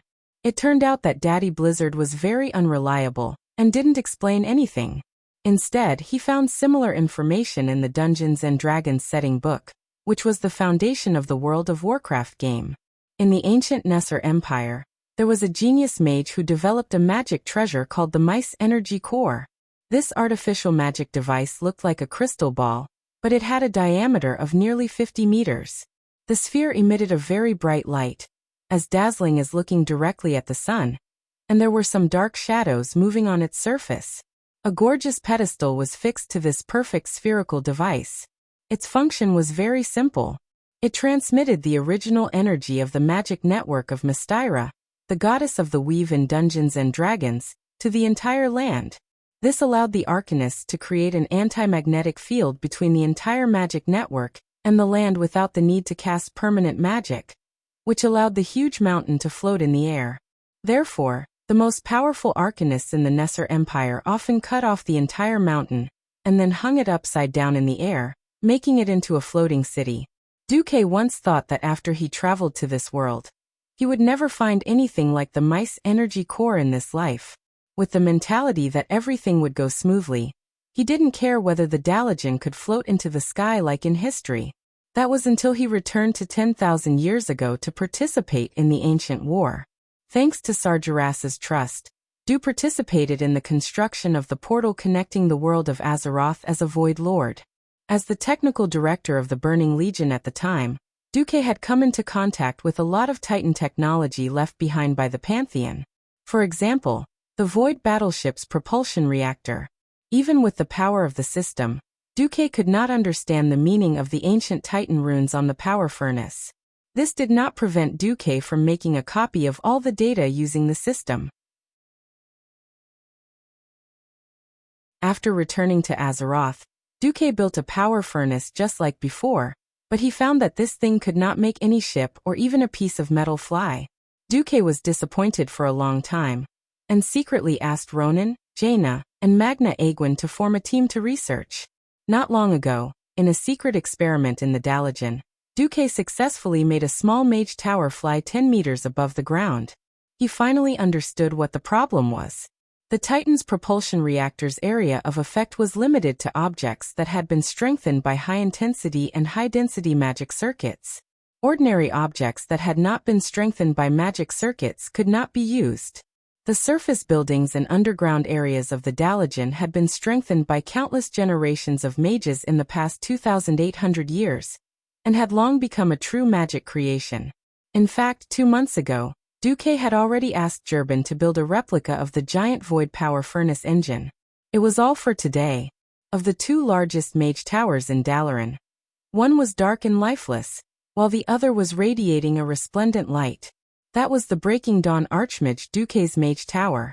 However, the one in charge of this mage tower was one of Duque's acknowledged partners, Radiant Moon Archmage Jaina Proudmoore. Report. The Scourge's floating fortress, Naxxramas, is in range, Jaina Goldsword informed Jaina. Do you want to go?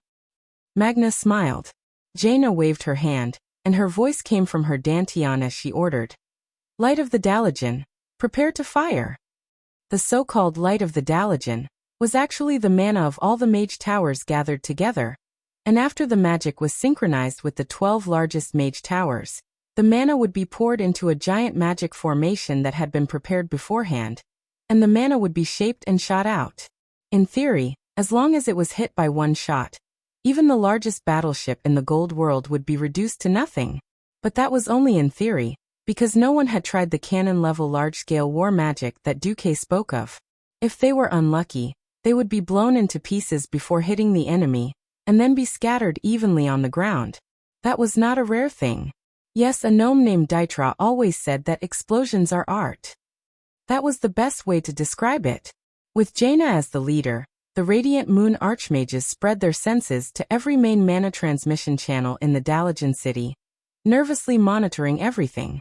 When the display that represented the mana filled up the channel turned from white to yellow, and then from yellow to orange, all the Kirin Tor counselors present, as well as the Radiant Moon Archmages from the various countries, looked at each other. Those who agreed to fire, raise your hands. Jaina said loudly. This was the final vote. If they succeeded, this would be an epic-making scene in the world of Azeroth. If they failed, the consequences would be borne by all the mages. When all the Dalajan had reached a consensus, Jaina ordered in a clear and powerful voice, fire. At the same time, several fingers pressed on several magic rune buttons. 12 purplish-blue light beams over 5 meters wide shot out from the 12 Dalajan Radiant Moon Mage Towers. Like 12 o'clock, they gathered neatly on the tallest and largest Breaking Dawn Mage Tower in the center of the Dalajan. Jaina closed her eyes tightly, using all her strength to control this terrifying power that exceeded her limits. Finally, after 1/18 of a second, she successfully followed the magic circuit that Duque had set up in advance, and pushed out the huge amount of mana that had gathered. At this moment, the pitch-black night sky that had originally been pitch-black became as bright as day. The arcane energy looked like a solid substance. When it was ejected, it looked like the entire Sodero River was rushing forward. In less than 2 seconds, the exaggerated energy cannon covered a distance of 10,000 meters, and fiercely stabbed into the wall of the Scourge Army's floating fortress, Naxxramas. Although the magical shield had been activated, this level of shield still seemed weak under the terrifying bombardment of the main cannon. The outer wall of the fortress, which had been processed by who knew how many generations of people, and the outer armor of the fortress that was as hard as diamond, could not even resist for half a second. The defense was immediately declared a failure.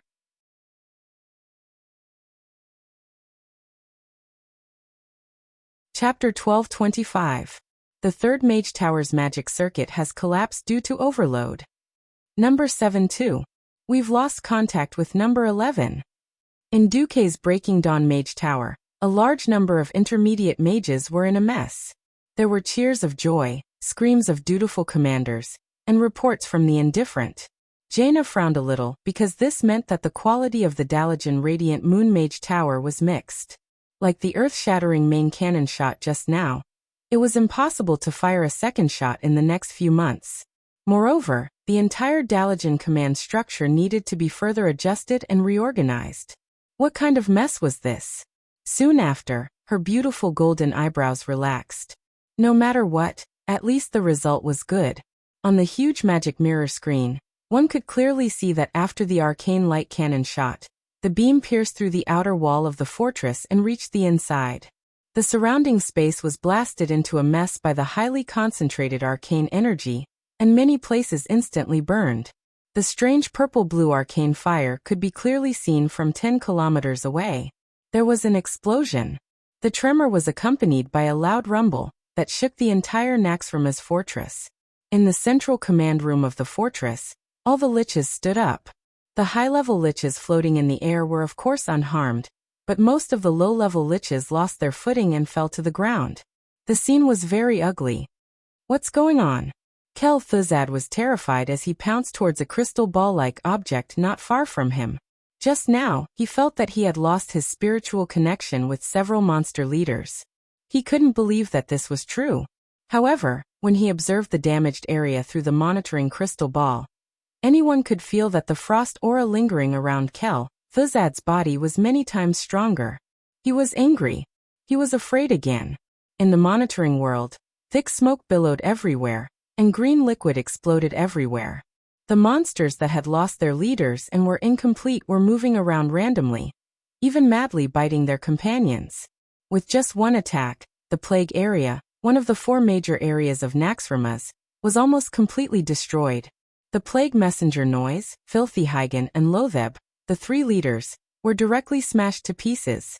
At this moment, a female scream attracted Kel Thuzad's attention. The Dalajan main cannon is charging. What? Kel Thuzad looked at the monitor screen in horror. The 12 mage towers that had just stopped began to light up with huge purplish-blue halos. He immediately recognized that it was the glow of high-purity arcana techniques. There's a second shot? Kel Thuzad didn't notice that his voice had changed due to fear. What kind of joke was this? How could such a terrifying thing be fired continuously? With that kind of power, unless it was the Lich King himself, any existence below the level of a demigod would definitely be turned into ashes. Naxxramas' siren was very characteristic of the undead. The wall between the plague area and the spider area is broken. The arcane energy is beginning to spread in the spider district. The cursing disciple's messenger's voice was extremely shrill. Farina was hopping mad. Close the protective wall. Send Bonehead to save the spider eggs. Quick.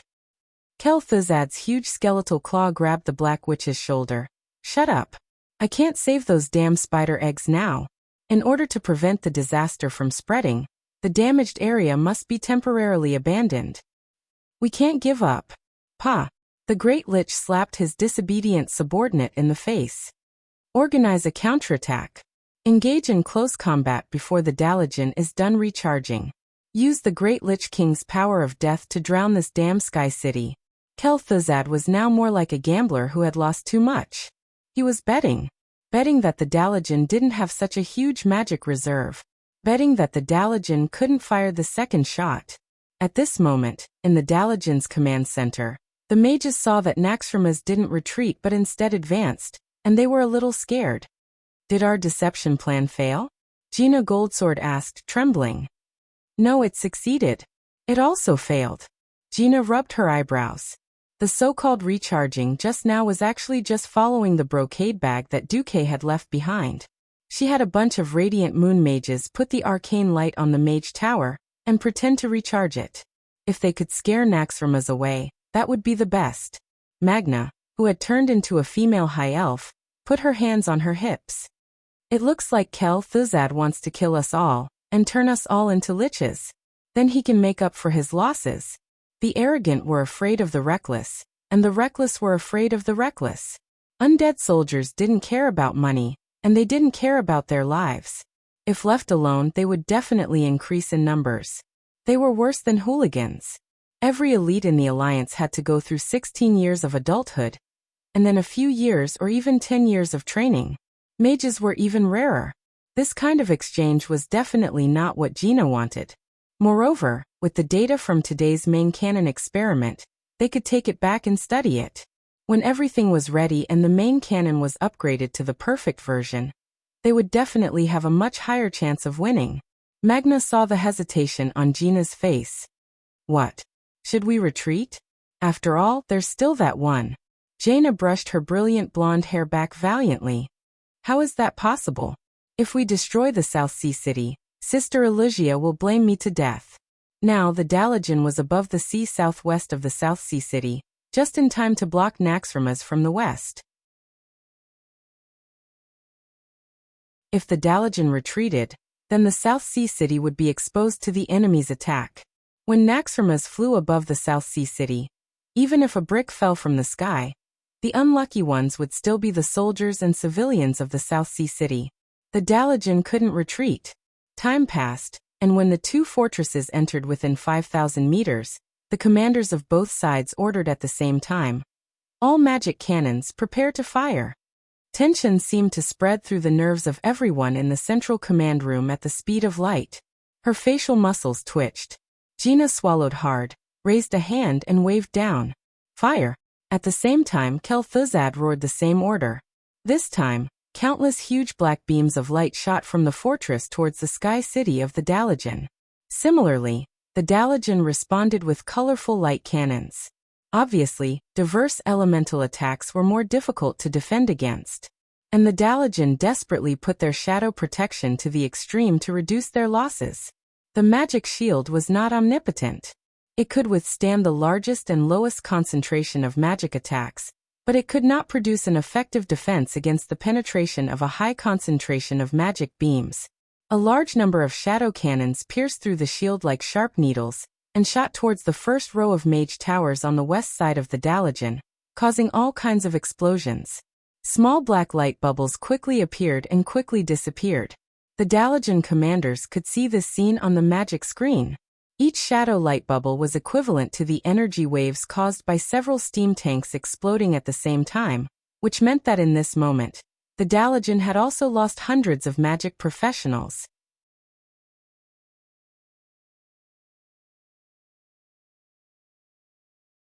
Chapter 12:26. Arranging counterattacks, arranging for evacuation and treatment of the wounded, and even moving the Dalajan city clockwise so that the mage towers that were not engaged with the enemy could withstand the firepower of Naxxramas.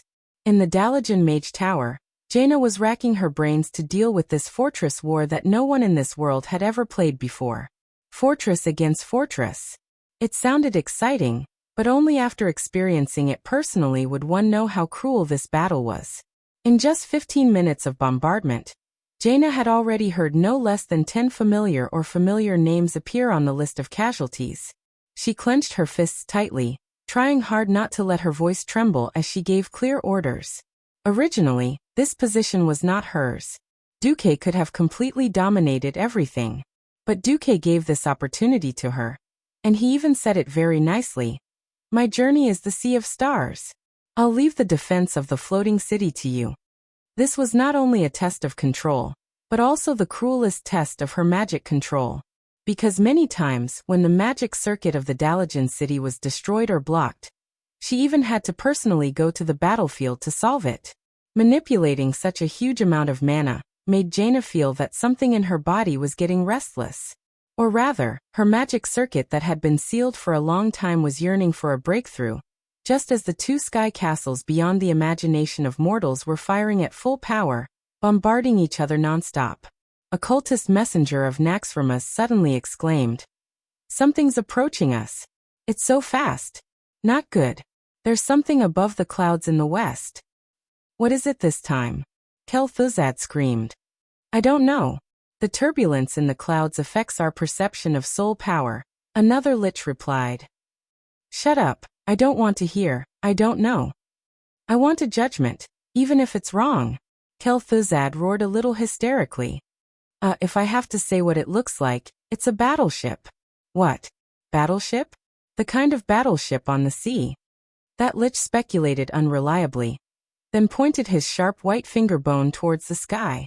If Kel'Thuzad still had a heart, he would have been scared out of his wits. Just above the clouds far to the west of Naxxramas, accompanied by a thunderous noise, a strange existence that could not be seen was breaking through the clouds like the wind and the waves. From afar, it looked like a pot of boiled porridge, but something was coming out of the porridge, as if an invisible giant hand had pulled open the curtains of the dark room. When the clouds were rolling and spreading to the limit, a huge golden eagle head broke out from the clouds. Just right. The clouds dispersed in a split second, and an incomparably bright moonlight shone on the statue of a golden eagle that was the size of a house. What followed was a huge pointed metal head. Not only Naxxramas but also the officers in the South Sea who were watching through binoculars could guess what it was. It seems that the men my daughter chooses are always capable of doing things that exceed the limits of our imagination. Duke Barov joked that he was already the queen's daughter. "Father." Alucia was embarrassed. As an old noble, as a knowledgeable old man, as the behind-the-scenes ruler of one of the largest ports in the Alliance, and as the operator of the largest maritime caravan in the Alliance, Duke Barov naturally recognized this thing. It was the bow of a ship. The bow of the ship was so exaggerated that he could estimate that what was about to appear from the clouds must be a giant ship. Kul Tira's battleship could not be compared at all. No, even the former flagship of King Delin could not have such a huge and somewhat vulgar bow. This could only be a super warship, and a super warship in the style of the dwarves. But how could the dwarves have a super warship that could fly in the sky? The only answer was that bastard lover Duque, who ate his daughter clean and did not pay for the ticket after boarding the ship. Well, who asked the bear of family to owe this kid Duke so much? The old Duke was already mentally prepared. Even if he had an illegitimate child, he would accept his fate. His gaze returned to the sky. The giant ship made a loud buzzing sound in the clouds as it broke through the clouds. Below the body of the ship, there were 8 tumbling tornadoes. The clouds that were thousands of meters long were pulled by it, as if they were courtiers welcoming the king on an inspection tour. There was not a single sail or mast on the huge body of the ship. The whole ship was like the most primitive riverboat that only used paddles as its power source. However, under the so-called waterline, there were not paddles but 8 huge propellers with diameters of at least 10 meters. The gales they stirred up provided the giant warship with a powerful levitation ability that had 4 decks. At the stern, 2 propellers the size of a steam tank provided the giant ship with unimaginable power to move forward and backward. Looking at the terrifying firepower arrangement of 32 cannons on each deck and 128 cannons on one side, Wuxia facepalmed. I finally know what he did with the money I earned. Along with this huge ship, there were 2 smaller frigates that only had 4 propellers and strange sails that appeared in everyone's sight. Although they were the size of a first-level battleship, it was a pity that the first super warship was so huge that it completely overshadowed them. Almost as soon as they arrived, they turned the hull of the ship to form a slope. From afar, it looked like a 3-dimensional cannonball formation. On the flagship, Duque couldn't stop laughing. Ha ha! Giant warship! Cannons! This is a man's romance. I don't want to stay in that rigid floating city. Yes, you're absolutely right. Cheers to Skybreaker's first battle. Cheers. Duque suddenly realized that something was wrong. Why the hell are Kudrin Magni and Jurbin all drinking and toasting? Hey, who's commanding when you're drunk? I still have you. Magnis, I trust you look made Duque roll his eyes. Jurbin jumped onto the armrest of Duque's seat and patted Duque's shoulder. We've helped you realize your dream. Now no one has tried to fight a warship in the air. Sir Commander, go ahead and do it. Duque clenched his teeth and looked at the data in the system. In his field of vision, there was a perfect parabola that extended from Skybreaker to Naxxramas after calculating the wind force and direction.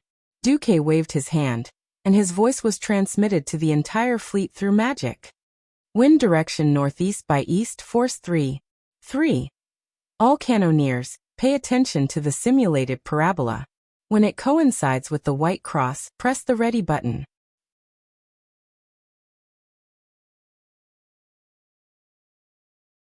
Chapter 1227. In this era, firing a cannon was a skill that required a lot of personal experience. Only Ironstove Castle, which had more raw materials than they could spend, could afford a group of cannoneers. Ironstove Castle heard the following dialogue the most. Do you want to have sex tonight? Yes. Let's go to hell. So it was often 2 teams of dwarf tank crews who drank a few pounds of wine first, and then, not sleeping in the middle of the night, ran to shoot wolves and rabbits with cannons, causing chaos in the whole of Don Maluo. Well, it was a one-night date, no problem. Not to mention that before Duque's transmigration, dwarves still used thick iron cannons without rifling. Even after Duque introduced the shooting elements and rifling and other concepts, the hit rate of the cannons was still impressive. It couldn't be helped. Before there were computers, in the classic naval battles of the First and Second World Wars on Earth, except for shooting dead targets at close range, the hit rate did not exceed 10%. Those with a hit rate of more than 5% were already called godly cannoneers. No matter how accurate they were, they had to first roughly hit 2 shots, then slowly calibrate, judge the position, direction, and speed of the enemy based on experience, then estimate the advance, and finally fire. As for how accurate they could be, only the heavens knew. After all, at a distance of 3,000 meters, even a large object 100 meters long would not look bigger than a finger to the naked eye. Duque's series of inventions subverted all this. First of all, he attached a high-powered telescope to the front of each cannon. Then the image in the telescope was directly magnified on the 32-inch magic mirror display above the cannon door. Finally, just like playing a game, a dotted line was marked on the display. That was the simulated arc of the cannonball after setting the shooting elements. As long as the barrel was adjusted to coincide with the dotted line, then it would basically hit. When Duque's invention came out, it once again changed the entire war. It wasn't that the old cannoneers couldn't do it. With the help of the new system, they shot more accurately and fiercely, but the standard of qualified cannoneers had been easily lowered. New cannoneers only needed to go through 3 months of training to easily hit more than 50% of a fixed target with a diameter of 50 meters at a distance of 2,000 meters. Now the target was the huge floating fortress Naxxramas, which was measured in units of length and width in units of 1,000 meters. Even from 3,000 meters away, it couldn't be easier. All right, I'll leave the first shot to you. Magni raised his glass high into the air. Duque pursed his lips, but he still raised his hand high. All fleets, listen up. Fire 3 consecutive shots. Afterwards, the Heaven Destroyer will move in a serpentine fashion. The Black Pearl will rudder fully to the left. The Flying Dutchman will rudder fully to the right. Pull the formation apart. As Duque's right hand chopped down fiercely, the entire Heavenbreaker began to fire its cannons from the bow. Bang, bang, bang, bang. At first, it sounded like muffled thunder coming from the horizon, but when the sound of the cannons became like firecrackers, from the bow of the ship to the stern of the ship that was 3 stories high, Duque still felt a little unbearable from the violent tremors that came from the hull of the ship even though they had set up a soundproof spell in advance. This super Heavenbreaker was clearly many times more powerful than the original version, and it had the typical bulky dwarven style. Every 155mm cannon had rifling, as well as a hydraulic and pneumatic recoil mechanism that was equivalent to Earth's World War II, to reduce the recoil. However, when the 128 cannons opened fire in succession, the powerful recoil still caused the entire Heavenbreaker to shift at least 50 meters to the left in midair. Including the 2 battleships, the 3 giant ships had a total of more than 200 cannons roaring in unison. It was a spectacular scene. Even if the chief high priest of the goddess of the moon, Tyrant, had personally activated Starfall, it wouldn't have such a scene. From the perspective of the soldiers and civilians below, as soon as the 3 giant ships charged out of the roiling dark clouds, the sides of the ships suddenly flickered with a blinding light, followed by an incomparably frightening death cry that could be heard clearly even from 10,000 meters away. When the cannonballs filled with the will of destruction crossed a distance of 3,000 meters, they ruthlessly smashed into the outer walls of Naxxramas. Explosions and flames immediately appeared continuously on this fortress that was brimming with the aura of sin.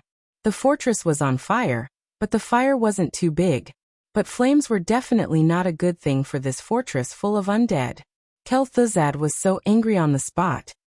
What's going on? What's going on? Where did the Alliance get a flying control warship? Could it be that Archimonde, that trash, died on Mount Hyjal and even lost his void warship? The roar of the Great Lich was destined to be meaningless. Duque, while confirming the results of the battle and the point of impact through his binoculars, seemed to mutter to himself. It seems that Naxxramas really can't stop the cannonballs.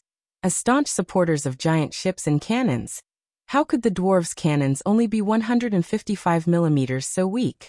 Those 155mm rapid-fire cannons were also used for suppressive fire and anti-aircraft purposes. At the same time, they could also test whether Naxxramas' magic protection system was still effective. After all, nowadays even the great villains had learned to put a cannonball protection spell on the city walls and fortresses. The real killer weapon was, of course, the 3 triple turrets that Duque had installed on the ship. The caliber wasn't much, just a mere 460mm. To the crazy dwarves, they even thought that the caliber was too small. It was just that the craftsmanship wasn't up to standard, and the recoil was too crazy. If they wanted to install it on a flying warship, this was already the limit. It wasn't that they didn't have cannons with a larger caliber, but the problem was that the ship's keel couldn't take it. Magni could only reluctantly agree to install the 460mm triple turrets. When Duque ordered the main cannons to open fire, in just 3 or 4 breaths' time, a deafening roar came from the Heavenbreaker. That was the roar of the main cannons firing at full power. 1, 2, 3, 9. A total of 9 golden beams of light pierced into the dark and evil giant fortress like sharp blades. The hard outer layer of the fortress took most of the damage from the previous bombardment. This time, facing the bombardment of the 460mm giant cannons, the outer layer of the fortress that had been ravaged time and time again finally couldn't take it anymore and exploded. Previously, they were still worried that the Alliance would send troops to land, so Kel-Thuzad sent a large number of undead creatures to the outer layer of the fortress. In the end, these undead were all unlucky. Skeleton soldiers, flesh structures, and the like were instantly blown into pieces, flesh flying everywhere. The gargoyles that were just about to attack were easily pierced through by the gravel from the explosion, or directly through their bodies. They screamed and howled as they fell from the sky. The huge abominations were blown into rotten tomatoes, and dirty blood rained down. Kel-Thuzad had been saving up for many years, preparing to use the undead army to conquer the entire world of Azeroth. In front of the terrifying cannon fire, they painfully and helplessly walked into the abyss of destruction. Duque couldn't stop laughing. Fire the cannons, fire the cannons, fire the cannons. Fire all the cannons. Blast them.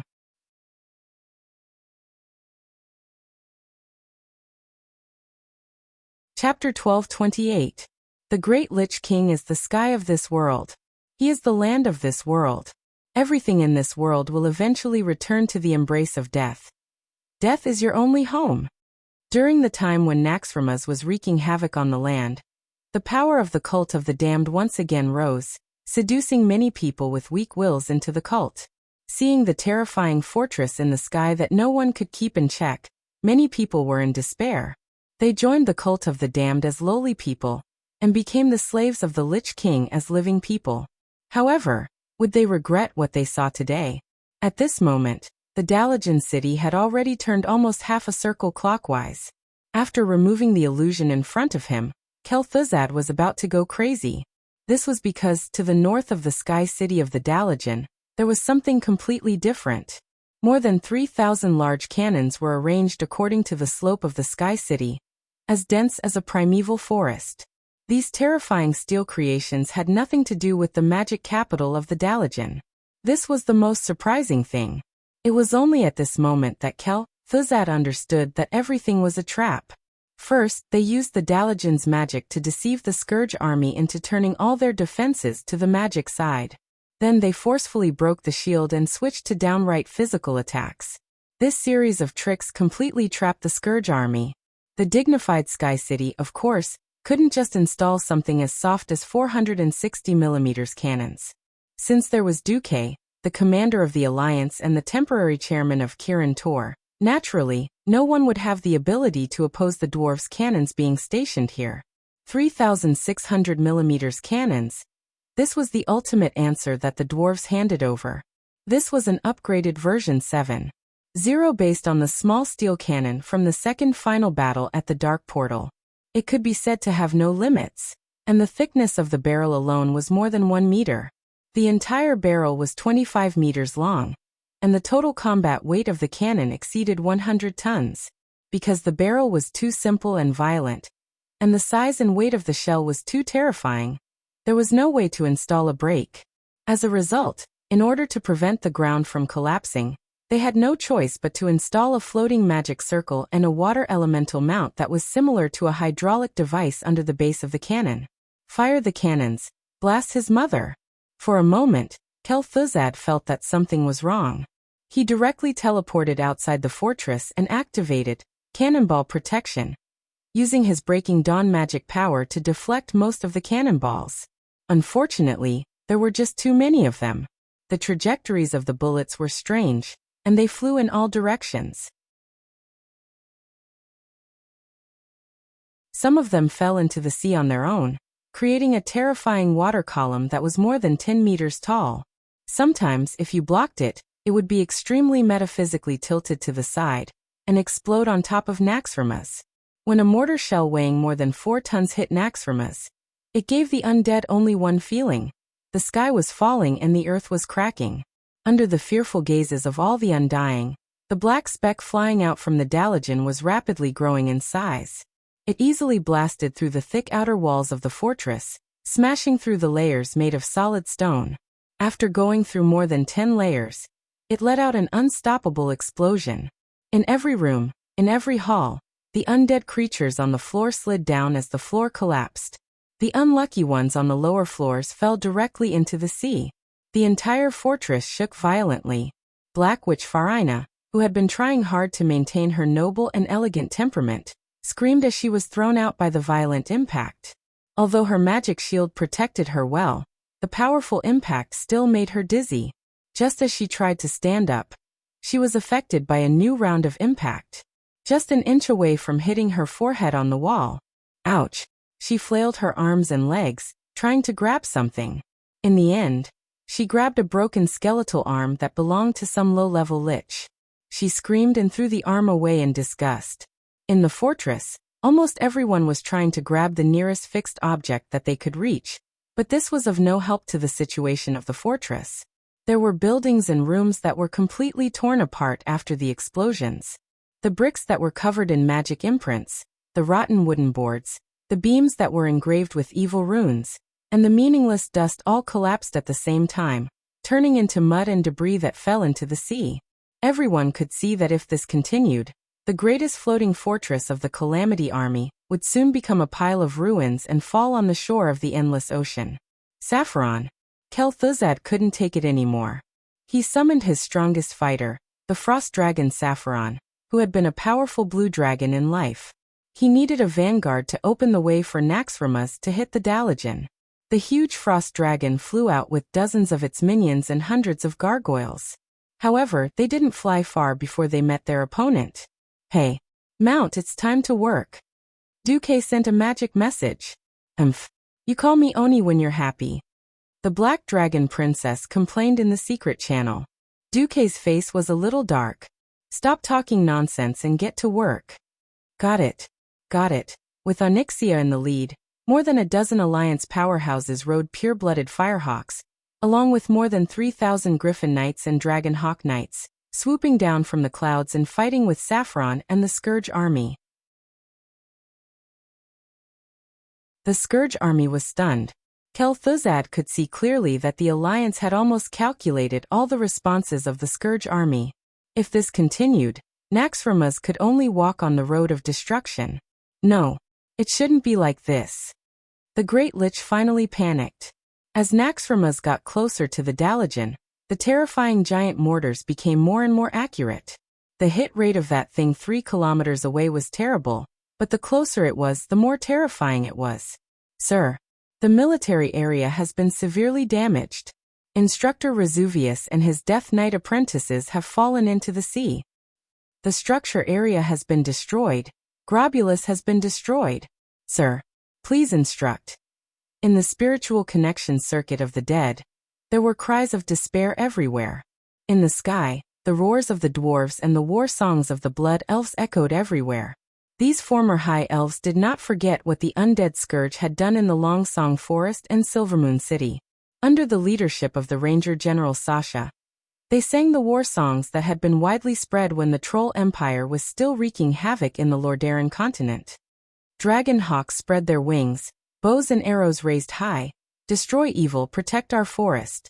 They, or their predecessors, had sung the same war song when they fought alongside the humans 2,800 years ago.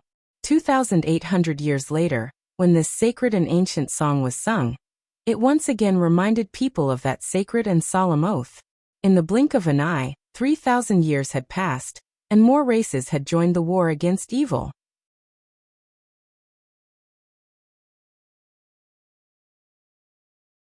Chapter 1229. The sky-breaking plan was to break the rule of evil in the sky. Whether it was humans, elves, or the major races of the Alliance and Horde, None of them had the ability to soar in the sky. Over the past few days, the evil fortress of the undead, Naxxramas, had been harassing them like flies. If they were strong, they would be harassed. If they were weak, they would be destroyed. Which race, which kingdom, which clan did not have a stomach full of anger? The rice in the farmland was once again infected by the plague, the green trees in the forest withered, and even many herbivorous animals like rabbits began to bite people. This hatred had been thoroughly vented on Naxxramas today. Fire! Fire! Fire! Don't worry about whether or not the cannons will explode. If the cannons don't explode, it means that you are slacking off. Bulang Bronzebeard personally commanded the cannons on the Dalajan city wall. Even in the middle of the night, everyone could see that the evil floating fortress was on the verge of collapse. Retreat! Kel'Thuzad had no choice but to give such an order. If Naxxramas was in perfect condition, of course, it would not be afraid of this level of cannons. The problem was that the first shot of the Dalajan main cannon had already destroyed Naxxramas' strongest magical defense system. More than half of the 36 psychic magic circles that acted as nodes had collapsed. To regroup was not something that could be done in a month or half a season. If they did not retreat, the mobile fortress that the Lich King had given him would be destroyed here. Just a moment ago, Naxxramas was rushing towards the Dalajan, and the Dalajan was slowly retreating, trying to sink the fortress with fierce artillery fire before Naxxramas could rush over. The next moment, everyone found that this extremely large floating fortress had begun to turn. Trying to run? Any commander with a bit of brain realized that Kel'Thuzad was going to run. Duque stood up from the commander's seat. Magni, the first goal has been achieved. The rest is up to you. Although Magni was prepared, he was still a little stunned. Must you, the commander of the Alliance, personally take the risk? Duque smiled. There are some things that only I can do. And my woman is trapped. If I don't save her, who will? Duque's words undoubtedly confirmed the gossip he had with Sylvanas and Tyrant. Of course, the dwarves did not care about this at all. Be careful. Kudrin attacked, and Magni and Gerben warned Duque at the same time. Duque smiled. Don't worry, Emir, Kel'Thuzad can't stop me. Every powerhouse had their own mission. When Magni took over the Heavenbreaker, the entire fleet's combat style changed. Sexy, indescribably coquettish. The three ships each went their own way. The Flying Dutchman moved in an S shape. The Heavenbreaker relied on its powerful magic defense and extremely thick armor plates to move in a straight one shape, and the Black Pearl moved in a three shape to harass them. The air fleet pulled away from Naxxramas and only dealt with the air fortress with guerrilla warfare. If the air fleet fought with Naxxramas, Kel'Thuzad would definitely take down the Alliance's airships first. Now it was guerrilla warfare, and the Dalajan was still chasing him. Even if he used his withered toes to think, he knew that if Naxxramas went on like this, it would definitely not be able to survive the endless sea. Falling into the sea and being destroyed was the only ending. Kel'Thuzad did not want to fall into the sea. It was said that it was the territory of En-Zoth, the most troublesome of the ancient gods of Azeroth. Returning to the command center, Kel'Thuzad's eyes glowed red. Everyone get ready. We are going to carry out the Chilling Wind plan. When Kel'Thuzad said this name, all his subordinates were stunned. At this moment, Duque used magic to contact Sar. In the magic mirror, the young chief looked a lot older. He was clearly in his early 20s, but Duque saw that there were a few strands of white hair on Sar's temples. I heard from Grom about the success of Blackwing's nest. First of all, thank you for the help you provided to the tribe. This time, we successfully killed the traitor. On behalf of the tribe, I express my highest gratitude to the Alliance. What's the matter now? Sar bowed to Duque. About your request for help from the Alliance. The Alliance is finally willing to send troops? Although Sar tried to suppress his emotions, his eyes were filled with desire. This was not his fault. The insect army that poured out of on Karaj and Silithus was too terrifying. Even if the hundreds of thousands of soldiers and civilians of the tribe worked together to fight, they were unable to fight against this terrifying insect tide. In addition, Naxxramas had wreaked havoc, sweeping through the main cities of almost every race in the tribe. This further dampened the will of the tribe's people to fight. It was no exaggeration to say that the alliance was the tribe's only hope. Unfortunately, what Sar saw was Duque shaking his head. Before the alliance takes care of the Amani trolls and the trolls who believe in the evil god Hacker, the alliance is unable to go on an expedition to Kalimdor. No, even if it's just the Theramore army and the Night Elves, seeing that the tribe has been cooperating with the alliance in battle since their rebirth. Sar still wanted to play the emotional card. Duque shook his head firmly. Sar's body trembled, and his eyes dimmed. Then, is there anything else? If there isn't. At this time, Duque showed a naughty expression. Even if the alliance doesn't send troops, it doesn't mean that there is no way to solve the problem of Silithus. Ha. Sar's expression was very interesting. When he heard what Duque said, his expression became even more interesting. A few minutes later, Naxxramas. Although someone once said that explosions were art, the guy who was treated as a work of art was not having a good time at the moment. There were explosions everywhere, choking smoke filled the eyes, and there was a turbulent flow of magic elements. Be careful of the Alliance's surprise attack. If you find anyone from the Alliance, report immediately. All cursed disciples, take off your hoods and accept inspection. It had to be said that Kel'Thuzad was very careful. If anyone was really so daring as to put on the black robe of the cursed sect, and take the opportunity to sneak in, then they would definitely die a terrible death.